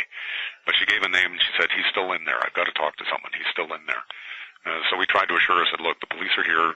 Whatever's going on, they'll take care of it. They'll get him out. Everything will be okay. I'm certain she did not hear a word that we said. She ended up just kind of wandering off and joining her other friend, and she was even past crying at that point. She just looked stunned. I'm sure she was in shock. Absolutely, yeah. And again, we did not know what had gone down. Now, right at the same time, I turn around from seeing her, and there's a guy right behind me just outside of the lobby. The lobby, by the way, was empty throughout all of this, except for police who were not running, were not even walking fast. They were just efficiently and quickly getting to where they needed to go, going in and out. There was no sign of panic, no sign of extreme urgency, is what I'm saying. Yeah. They were calm, cool, collected, and it was contagious. I'm very glad they were like that, because it was contagious. I turn around, and here's this guy who, I don't know, he's some teenager. Seems like a nice enough guy. Got kind of longer hair. His eyes are a little red and watery. He's got a very slight wheeze to him, and he's coughing a little bit, but his voice is strong, and he appears perfectly healthy. And he just something about someone setting off a smoke bomb in the theater. And as he's telling us, he says, "Well, I think now it's probably tear gas because I can taste something in the back of my throat. It doesn't taste right. I think it's probably tear gas." And just from looking at him, I was assuming he's probably right. Very shortly after that, I heard someone say something about a gun. No different than I just said it. They didn't say gun, no yelling, Yeah. no screaming, nothing like that. Someone just said something about a gun. Now, we don't want to play the telephone game, and I think that's why no one's really asking what's happening yet. Yeah. But the thought that's going through my head then is, okay, we didn't have an armed robbery. We probably had some fucking nut, some gangbanger went in there with a gun, fired off a couple shots, scared the shit out of everyone, set off a tear gas canister, and scared the shit out of the theater. That's Right, like an extreme form of pranksterism, if you will, or that's that's even a light, I can't find the right words for it, but just troublemaking in an extreme fashion, if you will. Yeah. Or, alternately, the idiot actually shot somebody. Maybe he actually shot one or two people in there, and we've probably got half the theater afraid to move, and the police, with a potential hostage situation, trying to talk this guy down. And that's what's going through my head at this point. Okay. And I don't know what's going through everyone else's head. We're not congregating and saying, "Whoa, what do you suppose is going on here?" We're just waiting to be told anything. We're all just kind of standing there, either talking in the groups of people that they came with, and mostly about, you need to do the laundry now, or did you do your grocery shopping lately? It's just chit-chat. Right. We do not know there's something extremely serious happening here. But more and more cars are arriving. About the time that the first fire engine arrived, which, I don't know, was maybe 5-10 minutes into it, more police cars were certainly beginning to arrive, and they're parking along every available spot along the street, anywhere they can, which is at the point where the only close exit, like where my car was parked and where most of the people were leaving from, you could only get out through a single line queue, and it was taking a long time for them to get out, just like one at a time, very slowly, having to get past all these vehicles arriving. I was standing by that exit. I don't want to get ahead of my story. Mm-hmm. And let me just go back to the lobby. We're standing in front of the lobby. I've seen the girls crying. We had the guy talk about the tear gas, something about a gun. All right, well, we're still just standing around front. We've still got employees from the theater just kind of milled about front, not knowing what's going on either, to all appearances. About another 5 minutes go by, maybe, and I hear someone say gun a little more loudly, with more urgency. And at that point was the only thing that could be akin to a panic the entire night. All of us just kind of scrambled to the nearest car. I happened to be near a big SUV, so I just kind of darted behind that and stayed put, because the impression was idiot running out with a gun. Okay, know? yeah. So we all just kind of scrambled for cover real quick. And then it was over, just that fast. About as fast as I said it. I hung out there for, 10, 15 seconds, kind of look out. Nothing wrong here. Nothing to see here. Nothing's going on. No, I'm not running out with a gun. But the same thought goes through my head that apparently went through everyone else's head, and I'm thinking, a nut could come running out of here with a gun in a second. Maybe we ought to roll back a little bit. Yeah. So, at the same time that I'm praising everyone else, I got to pat all of us on the back, too. The crowd was really, really good.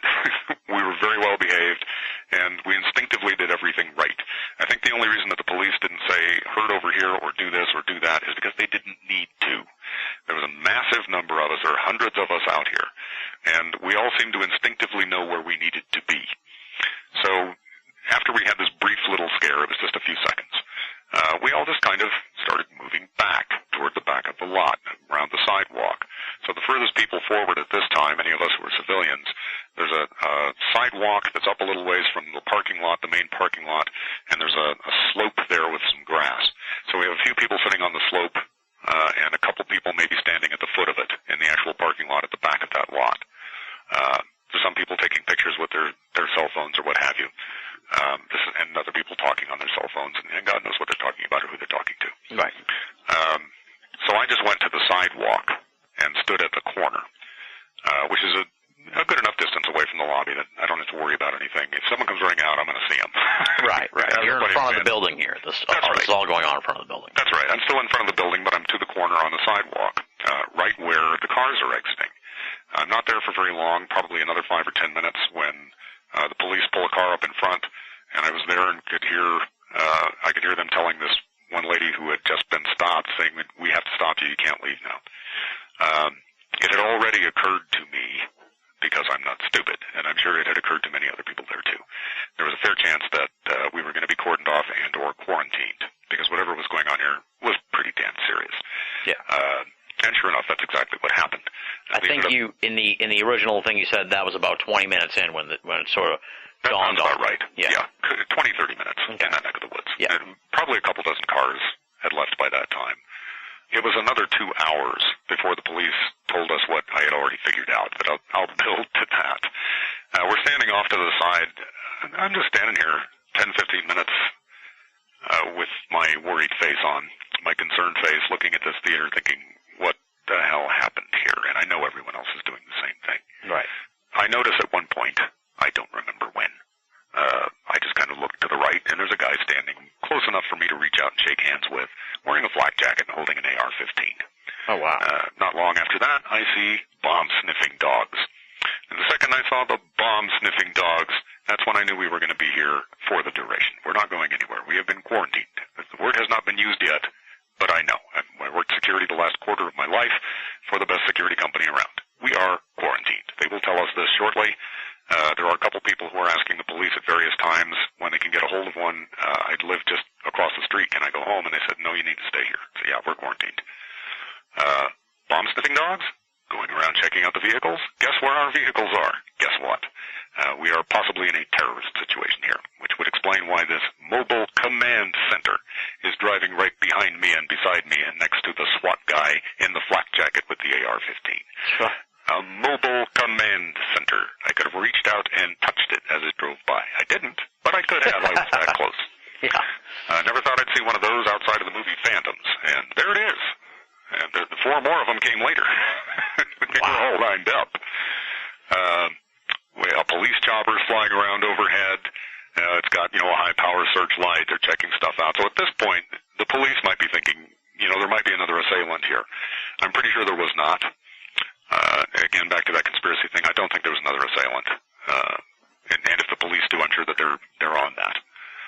They've been incredibly calm and cool and efficient and just doing a magnificent job throughout this, so I'm sure they're on top of all of it. Right. But this is what's going on around us. And by the time we were, I'd say no more than a half hour in, that's about the time that I started reading the doors on the police cars that are going by instead of trying to count them, because you could not count them. They're parked. There are so many of them. They are at every available sidewalk. They're parked too deep. I mean, there's one next to the curb, and there's another one parked next to the one parked at the curb, looking like chain links. Jesus. Right down pretty much the entire length of the Aurora Mall. They're flipping everywhere. And we were watching them just bit by bit. I can't tell you exactly how long, another 10 or 15 minutes go by, what have you. Now out comes the yellow and black crime scene police tape. And they take that first around the theater lot, right in front of where I'd been standing on the sidewalk. That's the first place they do it. But by that time, I had already retreated just a little bit further, right across the street to the Aurora Mall parking lot facing it. So another 10 feet, another 10, 20 feet. And everyone else is pretty much doing the same thing before we're told. We just recognize, say, look, these guys need more space. Give them more space. Right. It's like they're going to tape, they're taping it off. They're going to, tell you to go. So you're just you to be polite, you're like, all right, sorry, all right, let me get out of here for you, buddy. That's right. Exactly. Again, I got to pat us all on the back. We all seem to understand this stuff instinctively. They didn't have to tell us anything. We're not stupid. We can see. They obviously need more room. They have a lot on their plate. Let's stay out of their way. Let them do their job. No one is bothering them. Occasionally, several times during the course of the evening, police would come by and they would go to every single group and every single person and they would say, was anyone here in Theater 8 or 9? Was anyone here in Theater 8 or 9? Theater 8 or 9? Theater 8 or 9? If you weren't, you just shook your head and stood back. If they were, they put their hand up and they'd say, over there. And I happened to be standing nearby one of them, and I literally was not trying to eavesdrop. I'm sure I could have picked up a great deal more if I had tried to, but I was hearing something about shooting and people dropping. So that's already started. And I actually moved away from that conversation. I wanted to give them privacy, strangely enough. I felt kind of dirty listening. Yeah. I really just wanted everyone to get done with whatever they needed to get done, and like everyone else, I want to go home. Yeah, exactly. This is how long into this is like an hour or something, Yeah, we're about an hour in, I'd say. Yeah. It was a full hour longer before the police actually did, and they kept extending the crime scene. All right.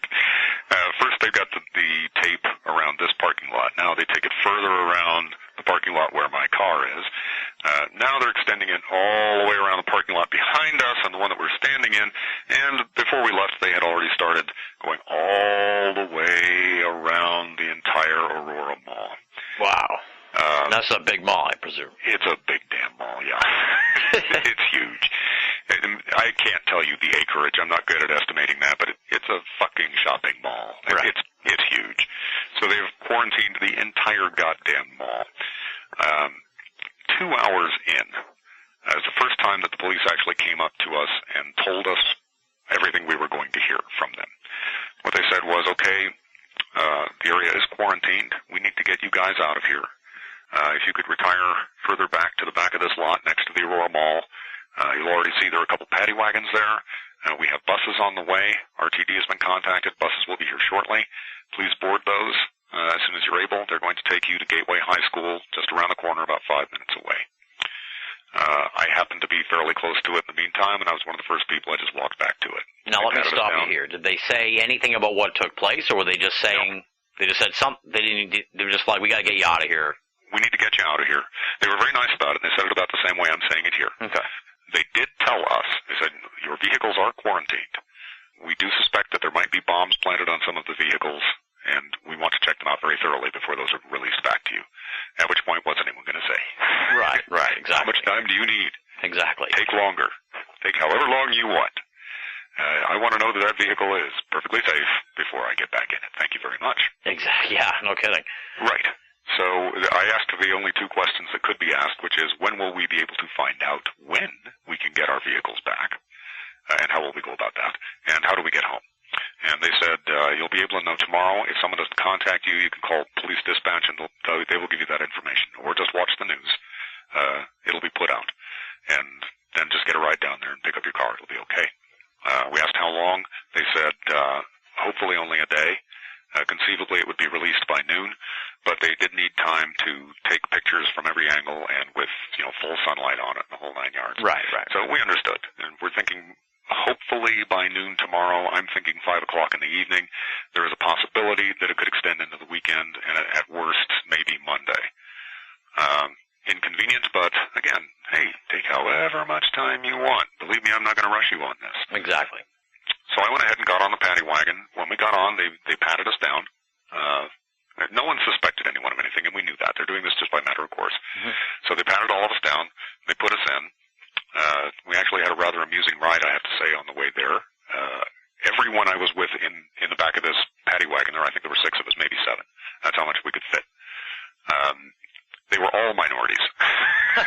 Every single one of them, and they're all guys. So sure enough, I've got a Mexican guy sitting in front of me, and the whole ride out he's saying, I am not happy here. I never expected to see the back of one of these, and I'm not happy being in it.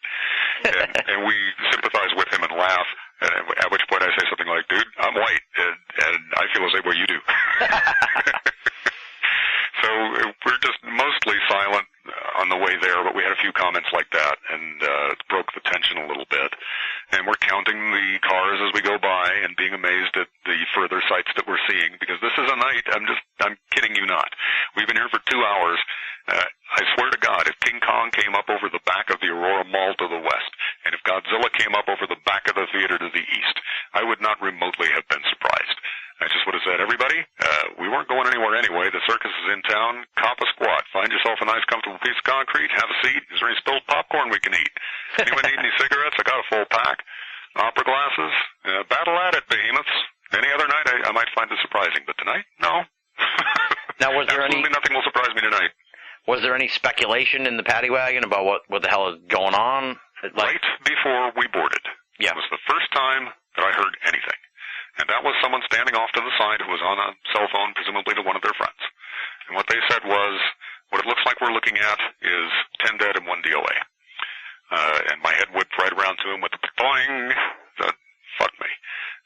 Yeah, that was the first time that we heard something. And this is one of those things where there are all kinds of people with cell phones, and we were waiting for someone, because we have people with iPhones out there. They're, hooking up to the internet. Right. What's going on? None of them had connected and gotten any information yet. The first I heard, like I said, was this guy just talking on the phone. Interestingly enough, all the information that we got ahead of its official release or anything else was correct. There were some errors in it, but they were only errors because the authorities gave them the wrong figures and corrected them later after the smoke was clearing. Yeah. We were trying not to play the telephone game, and again, give us credit, no one was gossiping. As a matter of fact, we weren't really talking about it. We just all kind of recognized, look, we're obviously here for the long haul. We have the least to worry about of anyone in the world right now. The only thing we have to worry about is being bored, waiting to be processed out. Right. We are in the safest possible place we could be. Short of a sub-vault in the Pentagon or the basement of the Kremlin, there is no safer place on the planet that we could be right now. We are in very good hands. Relax. Take it easy. We ain't going anywhere. They'll get us out of here as soon as they can. And they did. So again, that's the first I heard anything as they're getting us in the back of the paddy wagon. We get in the paddy wagon. We were the first people to Gateway High School, which, like I said, is about 5 minutes away around the corner. I did Oliver back there in 1975, playing Bill Sykes the murderer. And the irony on that was not lost on me, because sure enough, we were in the exact same space where we put that show up. We were the first people there. We were greeted by a couple of police who were very friendly. They said, just follow us. Were any of you in Theater 8 or 9? Said, no. Okay, fine. Just grab a chair and make yourself comfortable in that area over there. We did. It took about an hour and 15 minutes to get everybody transported from the mall to Gateway High School. During that time, I'd say within about 10 minutes of our sitting down, there was a woman not too far from me who had an iPhone. And she started just kind of reading out loud, not loudly, but, just loud enough for anyone near her to hear. Said, okay, officially X number wounded. I don't remember what number she gave, but it was accurate. And apparently 12 dead. And I said, what was your source on that? She said, 9 News. It's okay, good enough. Yeah. We still did not have any particulars. We didn't know what kind of shooter, whether there was terrorism involved, anything like that. And now we've got something. We've got 12 dead and a whole bunch of wounded. By the way, I practically saw no ambulances and paramedics. I did see them. But there was such a sea of flashing red, white, and blue lights alternating, a sea of them. Right. That as things were progressing, you couldn't see anything except flashing lights. Right. It's one of the reasons we're pulling back into the parking lot, just to get away from all that. So it wasn't like a perp situation where you saw them driving away with this maniac in the backseat or anything crazy like that. Yeah. And I'll tell you, I think the reason that we did not see anyone panicking and running and fleeing or with blood all over them is because it happened in the back of the theater and we were in the front. My guess is that most of those people evacuated out the back quick, and they either ran out the back of the theater, down the hallway, and out one of the exits to the north side of the building, away from us, so we didn't see them. I think that's what happened with most of them and why we didn't see any of that. Right, so there's probably like a whole bigger, crazier scene on the opposite side of the building. Probably. How we said you guys were kitty-cornered on the opposite side, because that's, presumably, I believe that's where they got the guy, right? He was, Yep. Yeah, so They got him in 3 minutes. Yeah, so the insanity is all going on over on that This side. was over in 3 minutes. 3 minutes. By the time I saw the girl who was crying out front and the guy with the tear gas in his eyes, 3 minutes. It was already over. Wow. Already over. He was just standing by his car out back. The guy was on a hell of a lot of Vicodin. Difficult to speculate exactly at this point. If he was a typical mass murderer, then he'd probably been depressed for a long time. They go in expecting to commit suicide. Right. Or to die. They're either going to get shot dead or they're going to die, and that's part of the game plan when they go in. A lot of what he's done does match that particular MO. He was on a lot of Vicodin, and he was wearing state-of-the-art damn body armor, head to toe. Right. Well, we'll get into that maniac in a little bit. Let's sort of wrap up, I guess, your story, because you're waiting there. So I was thinking that they would take you, get you to the high school, process you, and get you out of there, but it sounds like they had to get you there first, then get everybody else there as well. So it's they would fly everybody there. Wow. As we were arriving, they did the same thing as they did when I arrived, and like I said, we were in the first 6 or 7 people there. The buses took a lot longer to get there than the paddy wagons. During the time we're waiting, I have to say, like I said, it was about an hour and 15 minutes. We had some nice volunteers coming by and giving us bottled water. They got us some pop. I was never so glad to down a warm Pepsi in my entire life. It tasted great. I happened to need it. I was not exactly starting to nod off, but I was kind of fatigued and tired. They bought me a Pepsi. I got a little caffeine, and that helped. Right, because you probably had a slight adrenaline rush when all this was going on at first, and then it's like, as you're waiting more and more, you get tired and everything, Yeah. So, I downed a whole warm Pepsi, and I was just fine. Anyway, once everybody was there, they did the same thing for everyone as they were arriving. They said, were you in Theater 8 or 9? If you were in Theater 8 or 9, they put you over to one side. If you were everyone else, they put you where I was. Fortunately, I was everyone else. I've never been happier in my life to be late to a show or a bit player in a show, let me tell you. Once everyone was there and they had them separated, they took our group, the everyone else group, and we kind of stood in two lines with police standing on either side, and we just went out one at a time. FBI people were standing out there with jackets on, identifying them. I heard a couple of them mention they were local. We might have had some actual feds there from Washington. I think they were all just local. Like everyone else, they were friendly, they were efficient, they were courteous. They got through everything as quickly and effortlessly as possible and made us all feel fine. But one at a time, every single one of us went out, and they had dry erase boards. There were two FBI agents sitting side by side at a folding table. And they both had dry erase boards and markers. And they would look at our driver's license, they would write down our name and write down the driver's license number. We held it up in front of us like a mug shot. They took a shot, this witness thing, just so they could identify all the witnesses. As soon as that was done, they'd dry erase it, get the next one in there. And as soon as you were done having your shot taken, you would talk one-on-one with one of, I'd say, about a dozen FBI officers who were there. It took less than 5 minutes for me to have my interview and tell them anything that I knew, which was practically nothing. Just gave them whatever information they asked for and answered their questions and told them anything that I had seen, which was really not much. And that was that. And within 5 minutes of that, I repeated the question of what do we do to get home and all of that, and said, don't worry, one of the police will take you home if you don't have someone to call. I said, cool. Shook hands, called it a day, and thanked him for his time and effort, as I did with absolutely every police officer that I dealt with. I just loved them, all of them. In less than 5 minutes, there was a policeman ready to drive me home, and another guy came with me who was on his way to Denver along the same route. As a matter of fact, just comically, he happened to set off the flashing lights at the, the intersection. I just thought it was funny. I mean, obviously we were in a hurry for good reason and all that, but it was kind of amusing in its own weird way. When we'd been in the back of the paddy wagon, we didn't have a whole lot to laugh about, but it was nice to have a couple of things here and there just to ease the tension. Before we got out of the back of the paddy wagon, after it had been long, it had been quiet for a while. We were all just sort of in our own thoughts and drinking it all in. And breaking the silence was the ringtone on the guy just one away from me. And his ringtone on his phone was the theme to The Godfather. So we all laughed, and I was doing that, we've been captured by paisanos, but we will be avenged. And we had just a quick laugh before we came back down to planet sober and scared and got through all the rest of this stuff. Yeah. So we had little moments along the way. If you've ever been in a situation like this, if you've never been in a situation like this, now you know what it's like. If you have ever been in a situation like this, you understand. You find whatever levity you can. It passes quickly.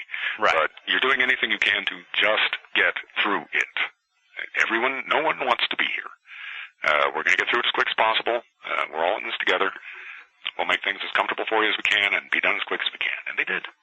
They were very, very good at that. The thing started at exactly 12:40 or exactly 12:39 if you take the police report. I stepped in my front door at 4:40. Exactly 4 hours later. The very first thing I did was go downstairs and set up my computer so that I could email my friends, Tyler and Mel, who I had sent the email saying, I'm off to the Century 16 to see Batman. I definitely wanted to get them a message before they woke up, because the first thing they would do would be check their email, because it would be no time flat before they saw that and got the news. And sure enough, a friend of theirs, I was Toastmaster at their wedding, and a friend of theirs who was their best man, Rob, he called them right after they got up and said, is Bruce okay? Have you heard from Bruce? I got so many damned emails and so many phone calls over the next few days. I've literally been doing nothing except talking about this now for 4 days. Nothing but. Just one after another, after another, after another. Yeah, you've probably told this story countless times, I'm sure, by now. I will probably, and I'm sure I'm not done with it. I'm sure. Every time I think I've covered everybody, someone else comes out of the woodwork. And, of course, the second they find out you were there, it's like, what happened? Yeah. And I don't blame them. Of course they want to hear the story. Now, you're home, the whole crisis, I guess you could say, for lack of a better term, that's over. And I presume at that point you're sort of also, you're connecting with your friends, but you also want to find out what the hell happened. Oh, hell yeah. Yeah, I went downstairs, got the computer out, and clicked the TV on immediately, went straight to 9 News, since that seemed to be where our good source of information was coming. That's our local news. And yeah, just kind of took a look. It was very soon. They had live shots from where I'd just left. And in fact, some of the people that were getting up and talking on the news, I recognized. So, you know, I was sitting next to that guy, or I saw that guy sitting not too far from me. I know 10 years from now, someone's going to walk into a place where I'm having coffee, and we're both going to do that thing like, do I know you and should I ask? And one of us probably will, and then we'll say, oh, yeah. And we'll both kind of quietly celebrate the fact that we're both still alive to talk about it. Yeah. It's just an amazing story. I mean, I'm just stunned. Like I said, I couldn't believe it when I put it all together and realized that not only that you were from Aurora, but that also you were probably there. And then when I found out you were there, and having heard the story, it's just anyone who knows me spooky. well knew I was there. Yeah, yeah. Now, do you have any sort of like? You kind of intimated it in a sense, where it's like you realize that you lucked out in a way, you know. Absolutely. Could have gone a whole bunch of different directions, and you really got lucky on that 50-50 chance. Any number of things, if it happened just a slight bit different, we would not be having this conversation. I might not even be alive to have it with you. In the aftermath of all this, and the fallout of it, being there in Aurora, you know, what is... I guess it's hard to gauge the mood in a sense. It probably ranges from just agony over what happened to anger at this guy to all sorts of feelings. But I think we're kind of in shock. Yeah. A bit. I mean, Columbine is still in living memory. That was Colorado too. We had a Chuck E. Cheese shooting, and in fact, I hadn't even thought about that for quite a while. But when Tim came out and we were chatting last night, the mayor's son, he brought that up because he knew people that had died in that. That guy just ran out of his appeals, and he's on death row. And that was many years ago. I don't remember exactly when that was. I think it was late 90s. And it's been on everyone's mind, well, what kind of sentence is this guy going to get? Are they going to give him life? Or apparently we've still got the death penalty. I would not argue against the death penalty. I'm not going to argue that this guy isn't crazy. Yeah, he's out there. He's gone. But he full well knew what he was doing. You can't tell me he was legally insane. He knew that he was going to kill a hell of a lot of people. That was his game plan.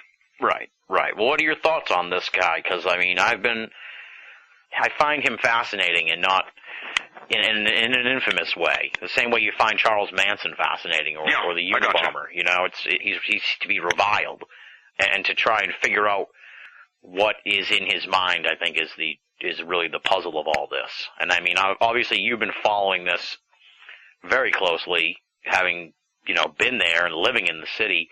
How do you think this guy shakes out? What are your thoughts on this? This guy's a puzzle piece. Like I said, if I wake up nights about this, I am not going to be waking up in cold sweats like a lot of the victims are going to be. I'm not going to have night terrors. I'm not afraid. I will have nights when I wake up or have trouble sleeping, and what's going to be keeping me awake thinking about this is that guy. And the only reason that that's the case is because usually I'm well acquainted with crime cases. I've known a lot of criminals. I've known a hell of a lot of people in law enforcement. I've worked security for many years. I've dealt with a lot of psychopaths and lots of different criminal types. Usually, I take a look at some guy, and in 5 minutes, I can tell you exactly how he became what he became. This guy's a monster. How did he get that way? Not going to take long to find out. Someone made him that way, trust me. It happened along the way, and it'll come out. This guy I can't peg. So my initial thought, he has to be just a typical mass murderer. Like I said, they're usually depressed for a long period of time, and they come up with a plan. They just finally decide they're going to go out in a blaze of glory. The term going postal is exactly what you apply to these guys, because that's what they do. They just say, you know what, I'm going to walk into whatever public place where there are a bunch of people, go bang, bang, bang, bang, bang, kill as many of them as I possibly can, then put the gun in my mouth and pow. It's done. That's part of the game plan. The end of the game is I shoot myself. The last bullet goes for me. Or they wait for the police to come kill them. Right. Well, that's we talked about this, Lauren and I. Lauren is an esteemed expert on these shooting incidents, beyond being, the world's foremost cryptozoologist researcher. So, I mean, I was unaware of that. Yes, you should pick up his book, The Copycat Effect. I'll be damned. I will do that. Yeah, it's all about these school shootings and these rage incidents, if you will, and how the media, plays a dangerous role in all this. I gotcha. And we talked about this because he's looked at these cases endlessly, and the point he made was that this guy is different in a sense that he did not want, based on the body armor and based on the quick surrender, that he wasn't interested in death by cop or suicide by cop or that puzzled me too. I have an answer to that. If he is typical, I still think probably he's a typical mass murderer. Probably there's something here we have not been told yet, and it'll be a while before we hear it. This is what I think the answer is to that. He put on the body armor. He also took a lot of Vicodin, quite a substantial dose of Vicodin, before he went in, numbing the pain. He's got the body armor. My guess is that he intended to go in and die in a blaze of glory. Rather than eat his gun, he was going to kill as many people as he could, wait for the police and shoot it out.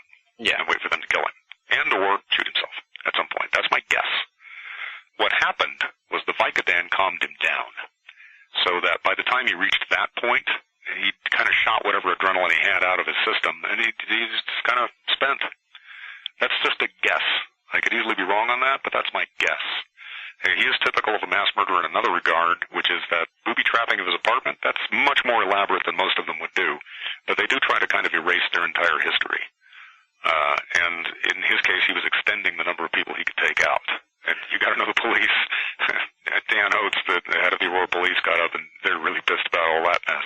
Because plainly he intended to kill a hell of a lot of police. Yeah, well, that's the other great puzzle of this whole case, is that if he is this insane maniac who would go through all of the preparation and research and all of the work that it would take to do what he did in the apartment. This costs a lot of money too. Why would I was curious about that, but he comes from rich parents, I guess. Yeah, and I heard today that he was on a grant for like $26,000 a year or something through the university. So this is what pisses me off about this. I mean, aside from the obvious, this is what I don't get. This guy, he's tall, he's not bad looking. He has a future. He's not underprivileged. He has no disadvantages. He's already respected in his field. He doesn't even have his damn PhD yet. He's already publishing papers that are catching the attention of professionals. He's not only on his way up and has a real place in the world, everyone is handing him a ladder to get there. He's got his choice of what direction he wants to go up. And he does this. What the hell?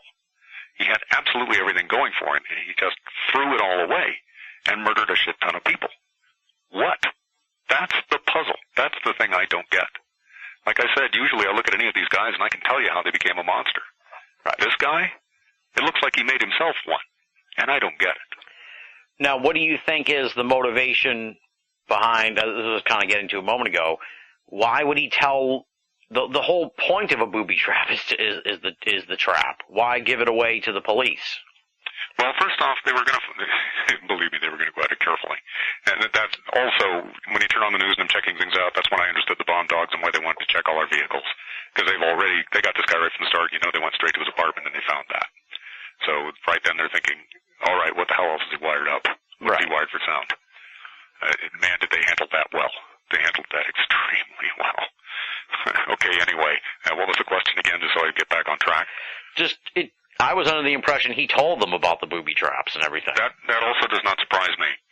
Funny thing about bombers, they usually tell you, unless they're really, really serious. I mean, this guy's not a typical bomber. Let me put it to you that way. Most bombers are anonymous. They don't tip things off.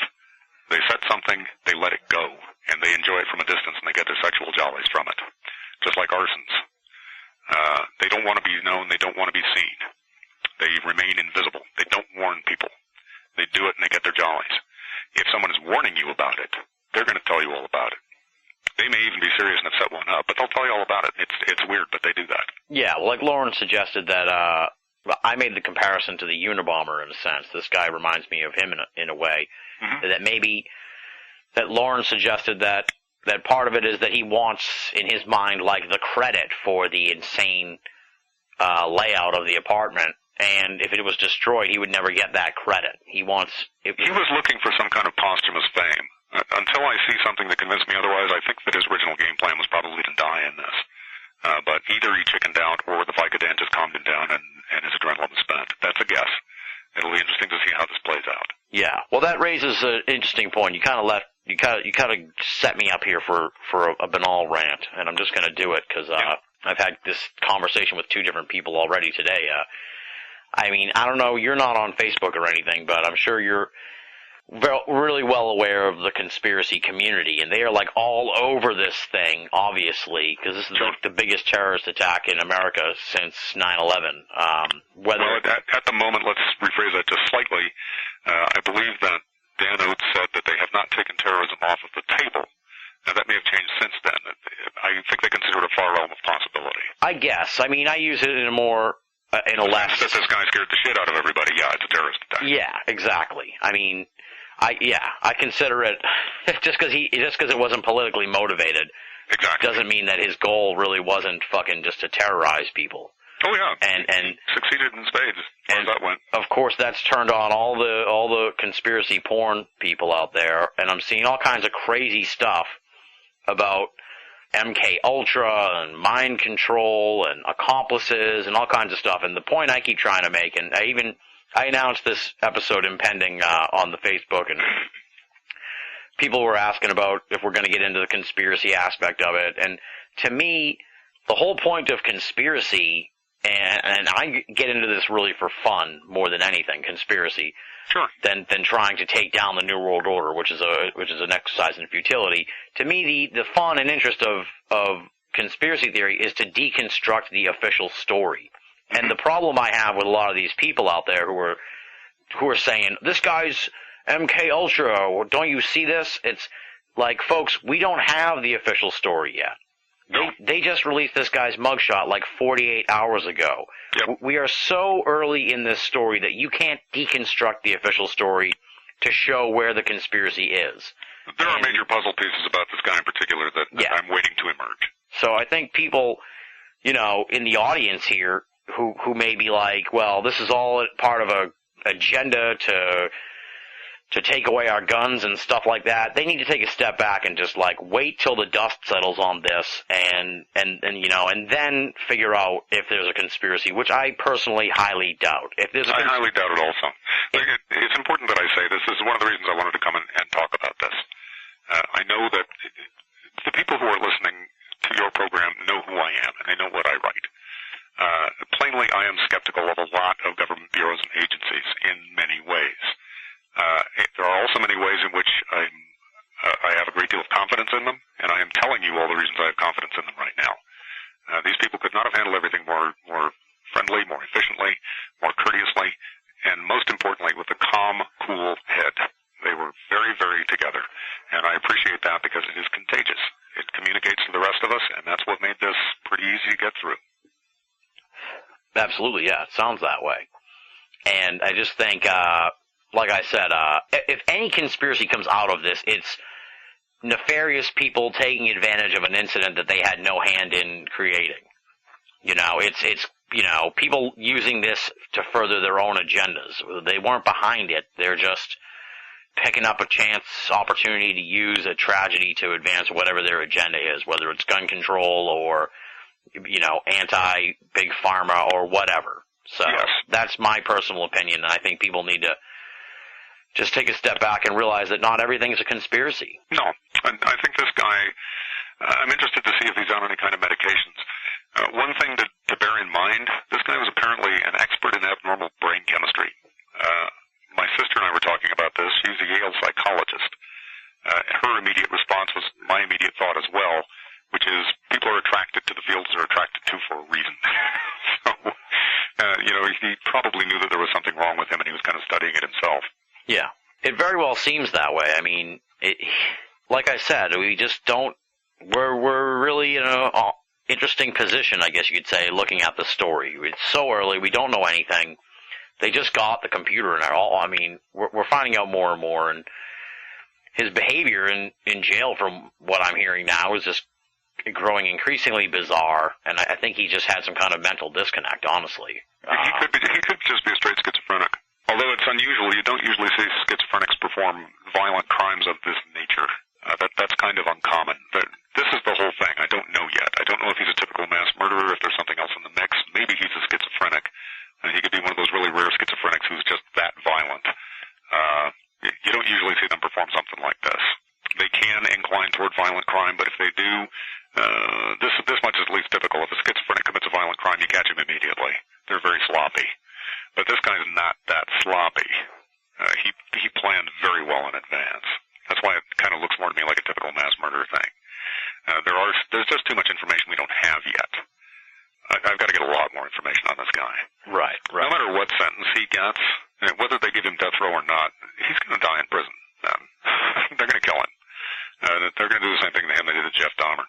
Yeah, that's the impression I get, too. I mean, they're holding him in in solitary confinement in the women's part of the prison. Which is where he's going to be for the rest of his life, until someone kills him. Yeah, so...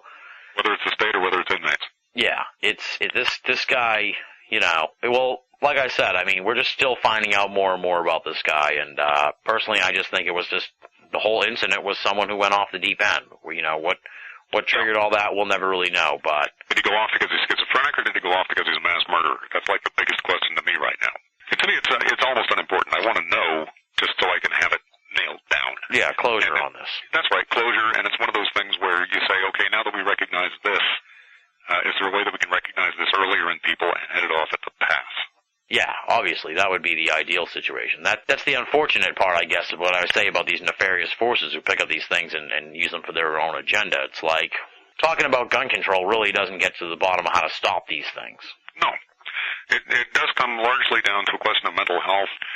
Before I was on this show tonight, I was out having some coffee for a while, and they've got TVs on with the sound off, but they've got you can read them. And they had CNN on, and Michael Moore was giving an interview on CNN. He's a very intelligent guy. I always I enjoy listening to what he has to say. I don't necessarily always agree with him. I usually do. But he was talking quite a bit about this issue. And to him, it was less a question. He was curious about the gun control issue, but what he's more concerned about is the fact that we've had a mental health crisis in America for flipping ever, just like the rest of the healthcare crisis. We don't pay attention to this stuff. We don't catch it in advance. If you can spot something in advance, you can do something to help before it ever reaches this stage. Right. It'll be interesting to see how this plays out. I don't think, I understand why the media has to do it, but I find it, maddening in a sense that they keep calling him the suspect or the alleged shooter. They got the right guy. Yeah, it's pretty cut and dry, I mean. And I'll tell you what's really sick about that. I was just hearing today, because this is cut and dry. This is, you give a hearing and you give a sentencing. It's about that simple. You may have a jury in there. There's not much to try. This is over fast. This is one of those where you practically hammer the verdict and the sentence together behind the scenes and say it's done. It'll probably be a year before the trial even comes up. Yeah, it seems that way. Yeah. He'll probably die in prison before the trial even comes up. You think that the inmates are... Look, one thing I can tell you, these guys may be criminal, but they're still human beings. They've got families. They've got girlfriends. They've got kids. This guy is officially a child murderer. He murdered a 6-year-old child. Prisoners don't like that. They don't like it any more than anyone else does, but they do something about it. They don't like these people taking up their oxygen. They get an opportunity, they take them out. Well, in a sense, considering how cut and dry this is, I don't really have a problem with it. Well, it's like the Dahmer case. Everyone knew that was what was going to happen to Dahmer when he got sentenced. One of two things was going to happen. He was going to succeed in a suicide attempt one way or another, and he did try. Or the inmates were going to kill him. Well, guess what? Inmates killed him. Yeah. Is there any sort of scuttlebutt from the locals, or is it all just sort of discussion on what may have been going on in this guy's head and really caused all this? Is that just sort of all endless speculation until you find out more?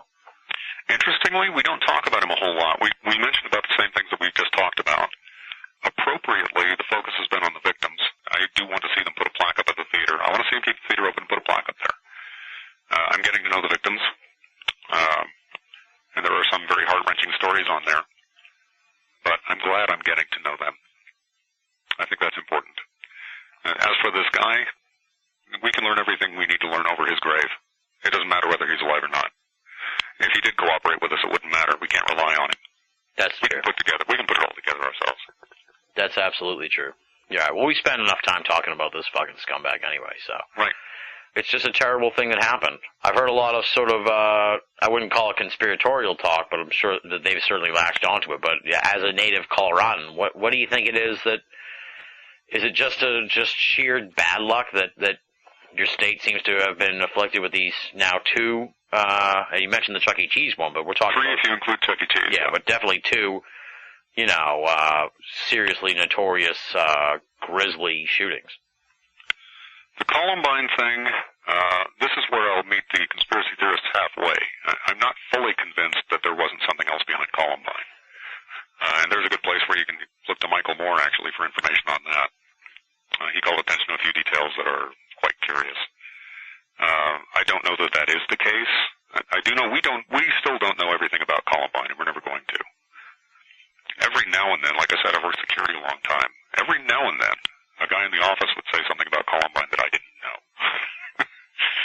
And whenever they did, I would get the information from them, and I would say, I've never heard that. Should it stay that way? And they said, if you haven't heard it, yeah, it should probably stay that way. So we just don't talk about it. I'm tempted to, I don't want you to tell tales out of school, but I'm perplexed by what you think we're missing from that story. Additional accomplices that got away, or well, most of what it is the same, the stuff you're bringing up. We know accomplices got away. Yeah. We know they got away. And one of those things, at the time I found out about it, it was secret, but it isn't now, and that's that there were bombs involved. That they had bombs in the school and everything, that whole stuff with the propane tanks and everything? Yeah, I mean, that became public news. Oh, okay, I see what you're saying. So you had heard it through the grapevine, and then it kind of came out to the public. It eventually came out, yeah. Yeah. Yeah, that's a very fascinating case. We've had people on to talk about it, because it's a very intriguing story, but like you said, I don't think we'll ever get to the bottom of it, because there's a lot of cover-your-ass situation involved, I think, with that, too, now. Oh, the political game. Yeah. Yeah, that's a comedy. Circus is in town, guys. Enjoy. Nothing we can do about it, but yeah, that little comedy's going to play out for a while. So at the end of the day, you were right there at ground zero on this amazing story. What's your overall thoughts on it? Just how lucky you are that you made it through, and that you just kind of had a weird serendipitous front row seat to history in a sense. I'm a lucky son of a bitch. I had the lucky front row seat, exactly like you just said. Could not have been more fortunate. And every time I see the victims, that crosses my mind. They have got their entire lives that they have to live with this every day. I'm pretty much done with it. I have to tell this story a few more times, and that's it. Yeah. And I already can go out and live my life, shop for my groceries, go out for coffee. I can go to the movie, and I will, as soon as I'm able. I'm not afraid. I don't have to be. These people will never be able to say that. Their road to physical recovery and emotional recovery is going to be extremely difficult. Absolutely. You can only really wish them the best and hope that they find peace, I guess you could say. Out of all this, it's just tragic, really, that this could happen. And it really hits home to me. I was saying to somebody at work, and I'm not scared. I'm not afraid to go to the movies or go to the mall or whatever. But I think the reason why this story has resonated so much with people, it's like, I haven't been in a school in like 15 years. I don't need to worry about getting killed in a school shooting. And I'll go to the post office, and I'm not on an army base or anything, but I do go to the movies. And this could have happened in any town, anywhere, and that's why everybody's really kind of shaken up by this. Of course. That's the part that makes it actual terrorism, because no matter what, it's going to scare the shit out of everybody. Yeah, exactly. Could happen anytime, anywhere. But that's always been the case. That was the case before 9/11. It's been the case since 9/11. It's always been the case. Exactly. You just got to live your life and hope. Don't let it rule you. Exactly. I don't have a gun, and I'm not going to go out and buy one. Yeah. I don't think, is there anything else to say? I mean, I feel like we've kind of covered it all. I mean, I think that, obviously this was a terrible tragedy, and you just hope that we don't see another one of these for a long, long time. Definitely. I think we pretty well covered it. I don't feel like there's anything that's unsaid, let's put it that way. What the best parting note that I can give on any of this is, yet again, to say how very, very impressed I am with absolutely everyone who has dealt with this. I'm impressed with the mayor of Aurora. I'm impressed with our governor. The president came out and has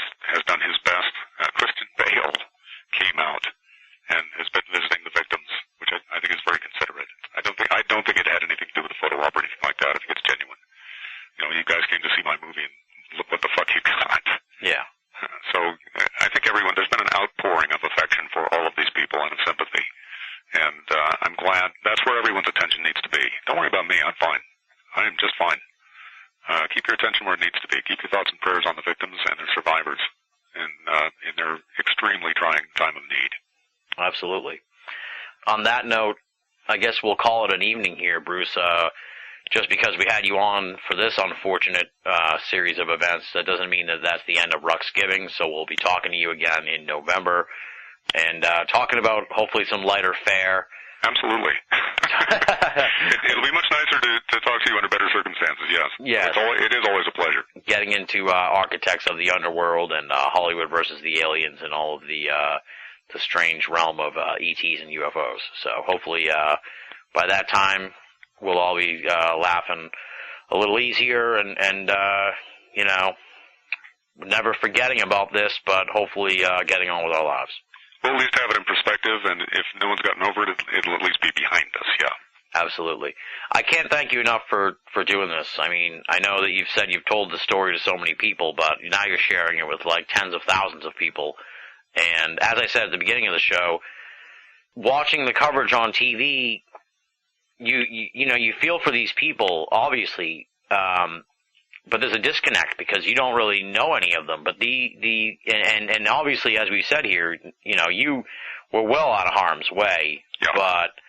But the folks who listen to the show know you, and they know from having listened to you what you're all about. So I think it adds an invaluable perspective, not just to what it was like as the events unfolded there in the parking lot and everything, but just in that sense, I consider it a public service, which is why I wanted to do it. I did want to let everyone know I'm not afraid. I don't think anyone else should be. Go about your lives. This is exactly what Governor Hickenlooper has been saying and what Mayor Hogan has been saying and everyone else has been saying. Continue about your lives. Enjoy your lives. Don't let one aberrant, crazy guy mess up your life the way he's messed up these people's lives. Exactly. All right. On that note, thanks again, Bruce, and we'll be talking to you in a few months, buddy. Absolutely. Look forward to it. Thus concludes the Bruce Rux segment of the program and altogether wraps up this edition of BoA Audio Season 7. Big thanks to Bruce Rux and Lauren Coleman for coming back on the program on extremely short notice and certainly under some very trying circumstances. I want to once again mention Lauren Coleman's book, The Copycat Effect, How the Media and Popular Culture Triggered the Mayhem in Tomorrow's Headlines. In light of the events of this past week, my friends, this is a must-read book. Go out and get your hands on The Copycat Effect. Moving right along now, it's time for BoA audio listener feedback, and we've got 3 emails in the mailbag, so let's just dive on in. The first one comes from Richard, no hometown listed. Here's what he has to say. I want to touch base and tell you what a great show you have. I've been a fan of yours for years. This Aurora, Colorado thing with the Dark Knight shooter is disturbing. I was wondering if you were ever able to reconnect to the Columbine guy. I bet he could add to the discussion. Richard, no hometown listed. Thank you for writing in, Richard. I presume that you must have missed our big 200th episode a few weeks back where we featured the triumphant return of William Zabel. I wanted to highlight your email for a number of reasons. First of all, once I announced that we were doing the Aurora, Colorado shooting coverage here on the program, I got a number of requests from folks on Facebook asking that we bring William Zabel back on to talk about what is likely his conspiracy theories surrounding the event. I have definitely spoken to William Zabel via email, and he is certainly skeptical about the events in Aurora last week. Nonetheless, I purposely decided not to bring William back on the show here for this specific edition of BoA Audio. The reason for that is really twofold. The first is that given that we are a mere 8 days removed from the shooting, I felt like it would be a disservice to the victims of the event to start getting into, as I said at the beginning of the show, hyperbolic conspiracy theories. Beyond that, much like I discussed with Bruce just now on the show here, to put forward a conspiracy theory, in my opinion, really does not hold water at this time. We simply do not know all of the facts, or nearly a fraction of the facts surrounding what happened last week. As I sit here right now, I am looking at CNN.com, and they've got breaking news that James Holmes was seeing a psychiatrist at the University of Colorado. That ties into the news of the package that he sent. That news, of course, came out this past Wednesday. The point I'm trying to make here is, I spoke with Lauren Coleman on Monday, I spoke with Bruce Rux on Wednesday, and all week we've been seeing a trickling of details surrounding this story that really makes deconstructing the official story an impossibility.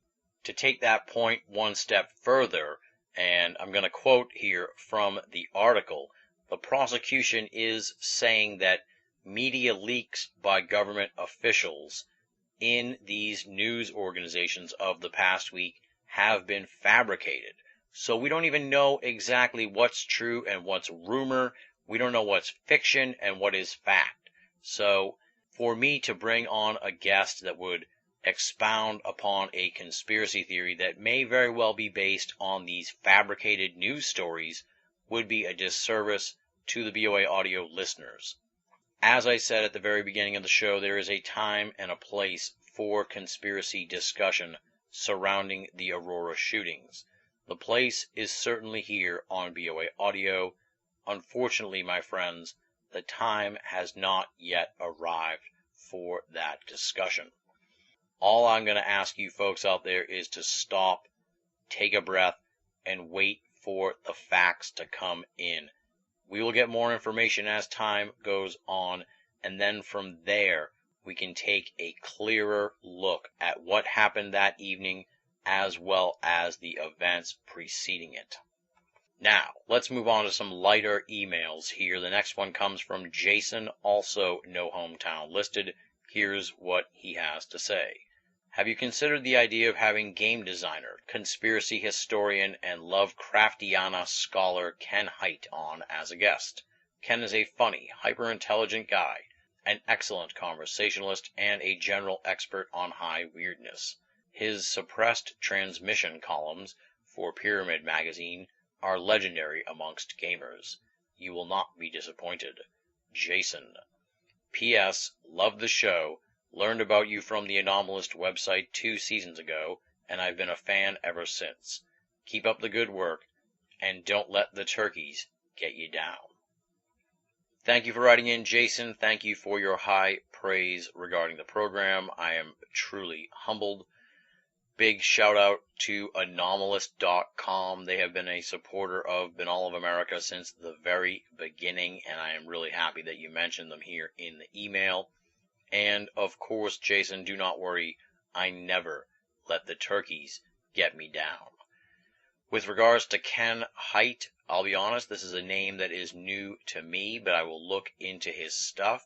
Personally, I'm not a big Lovecraft fan, although I say that as someone who's never read any of his stuff, so I don't even know how I would exactly say that, but I'm unaware, really, of the work of Lovecraft for the most part. Nonetheless, I'm always interested in conspiracy history and high weirdness, so I will put Ken Hite on the BoA audio radar, and hopefully in the future you'll be hearing from him on the program. Final email this week comes from Greg, also no hometown listed. Here's what he has to say. Thanks for presenting such a great show. I've only recently become a listener to BoA and really enjoy the wide range of guests and topics you cover. I can't help but think, though, because of its format, that BoA is a global broadcast, and as such, could reflect a more international lineup. As an example, an Argentinian friend of mine recently expressed that they regard UFOs as nothing out of their usual everyday experience. They are quite common, in fact, to them. So maybe there could be a treasure trove of experience to be found just in this one location alone. not to mention how fascinating it could be to examine the mindset of a culture that is accepting of such things, rather than excluding it, if that is the case. Anyhow, just an idea. Thanks again, and keep up the great work. Looking forward to listening in the future. Regards, Greg. Thank you for writing in, Greg. You picked a very ideal time to write in, actually, because in honor of the opening ceremonies here of the 2012 London Summer Olympics, BoA Audio has put together a compendium of all of our international episodes. That's linked up at the BoA Facebook page, and it features 15 guests hailing from 12 different countries. So we have been covering the international scene really since the inception of BoA Audio. I'm going to have to pass this linkage along to you, Greg, because there are tons of different guests from all over the world talking about mostly the UFO scene in their countries. I'm looking at the page right now. We got Gildas Bordes from France, Christoph Lowe from South Africa, Klaus Svan from Sweden, Farah Yurdazu talking about Turkish esoterica, Ola Jona Brena from Norway, Paul Stonehill talking about Soviet ufology, and a whole bunch more. And as I said, the linkage is at the BoA Facebook page, but if you're listening to this and you don't want to go through all the hassle, just head on over to banalofamerica.com, then type in /BOAAO, as in BoA Audio Olympics, and that will give you access to the page that highlights the many international guests we have featured here on the program. With that said, though, Greg, I am definitely interested in continuing to expand the international scope of BoA Audio. I will certainly look into the UFO scene in Argentina. I've been interested in taking a serious look at South American ufology for quite some time, because I understand it is very open down there with regards to the UFO phenomenon. So stay tuned, because I am sure we will be featuring a plethora more international guests as the weeks, months, and years go by on the program. And on that note, we will close up the BoA Audio listener feedback mailbag this week. Big thanks to Richard, Jason, and Greg for submitting their correspondences for this segment. If you would like to be a part of future installments of BoA Audio listener feedback, here are the ways you can do so. You can write to boaaudio@hotmail.com, or head on over to banalofamerica.com, BINNALL of America.com, and click the contact button.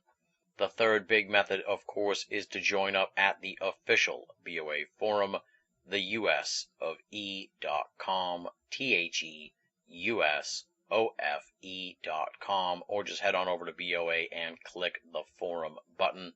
Lots of great discussion going on there with regards to the world of esoterica and the paranormal, as well as pop culture, and there is a fantastic community of posters at the USOFE. Come on over. It is BoA's paranormal playground, the USOFE.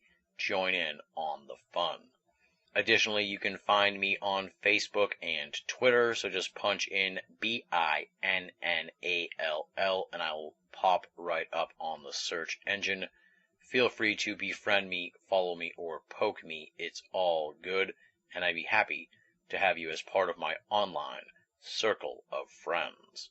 Beyond that, be sure to like Banal of America on Facebook. This international compendium that we just posted, I made sure to post it at the BoA Facebook page first and foremost. So for all the folks that have liked us on Facebook, they got first access to that page before the rest of the BoA listeners proper. That's hopefully the start of more and more exclusive content for the folks who like us on Facebook. I will continue to try and do some fresh and interesting stuff for the people who have gone out of their way to like us on Facebook. Those are all the means to get in touch with me. Send me your thoughts, not just on this episode, but BoA Audio and the season as a whole so far, as well as your guest suggestions, your suggestions for the program in general, and any thoughts you may have that you'd like to share with the BoA Audio listeners. Up next, please allow me to once again thank the outstanding and esteemed BoA staff: Leslie, Chiron, Regan Lee, Joe V, Tina Senna, Richard Thomas, Marla Pena, Bruce Priddy, Tony Morrill, and our webmaster Jeremy Boston. Coming up at BoA in the next few weeks, we've got an all-new Shadow of the Shinigami from Marla Pena. We've got a new Fortean Ramblings by Tony Morrill. Regan Lee's got a new Trickster's Realm for us, and Richard Thomas hopes to return with another edition of Sci-Fi Worlds. We say it week in and week out, my friends, but it is the truth. If you're only listening to BoA Audio and you're not reading the columns at Banal of America, then you're only getting half the story. BoA, make it a part of your everyday search for esoteric news and opinion. Normally now would be the time in the program where I would take my hat off and pass it around and ask for donations. But honestly, I'd feel kind of dirty doing that given the content and subject matter of this edition of the program. So in lieu of donations to Banal of America this week, I encourage and suggest that folks out there dig into their pockets a little bit and help the Aurora victims. On the next edition of BoA Audio, we return to our regularly scheduled programming with longtime friend of the program, the crackpot historian himself, Adam Gorightly, as we discuss his new book, Happy Trails to High Weirdness.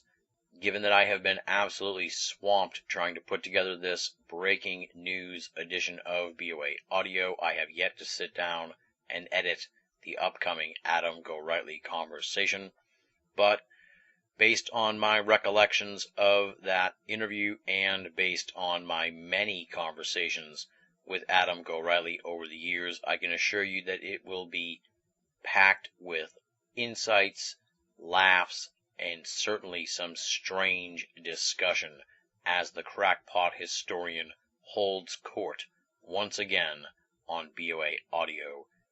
And on that note, we close the book on this edition of the program. Big thanks to Lauren Coleman and Bruce Rux for returning to the program. Big thanks to Richard, Jason, and Greg for their emails, which were featured on this week's BoA Audio listener feedback. And, of course, enormous thanks to all you guys out there, the hardcore BoA Audio listeners. Thank you for your support of this program.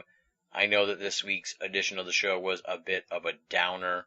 I know that it was kind of dark and a bit sad, and definitely something that we do not want to feature week in and week out on the show. But I felt, much like Bruce said, that this was a public service edition of the show, and I thank you for tuning in and supporting BoA Audio. Thank you once again for making BoA Audio a part of your esoteric audio playlist. Until next time, this is Tim Banal, thanking you for listening and signing off.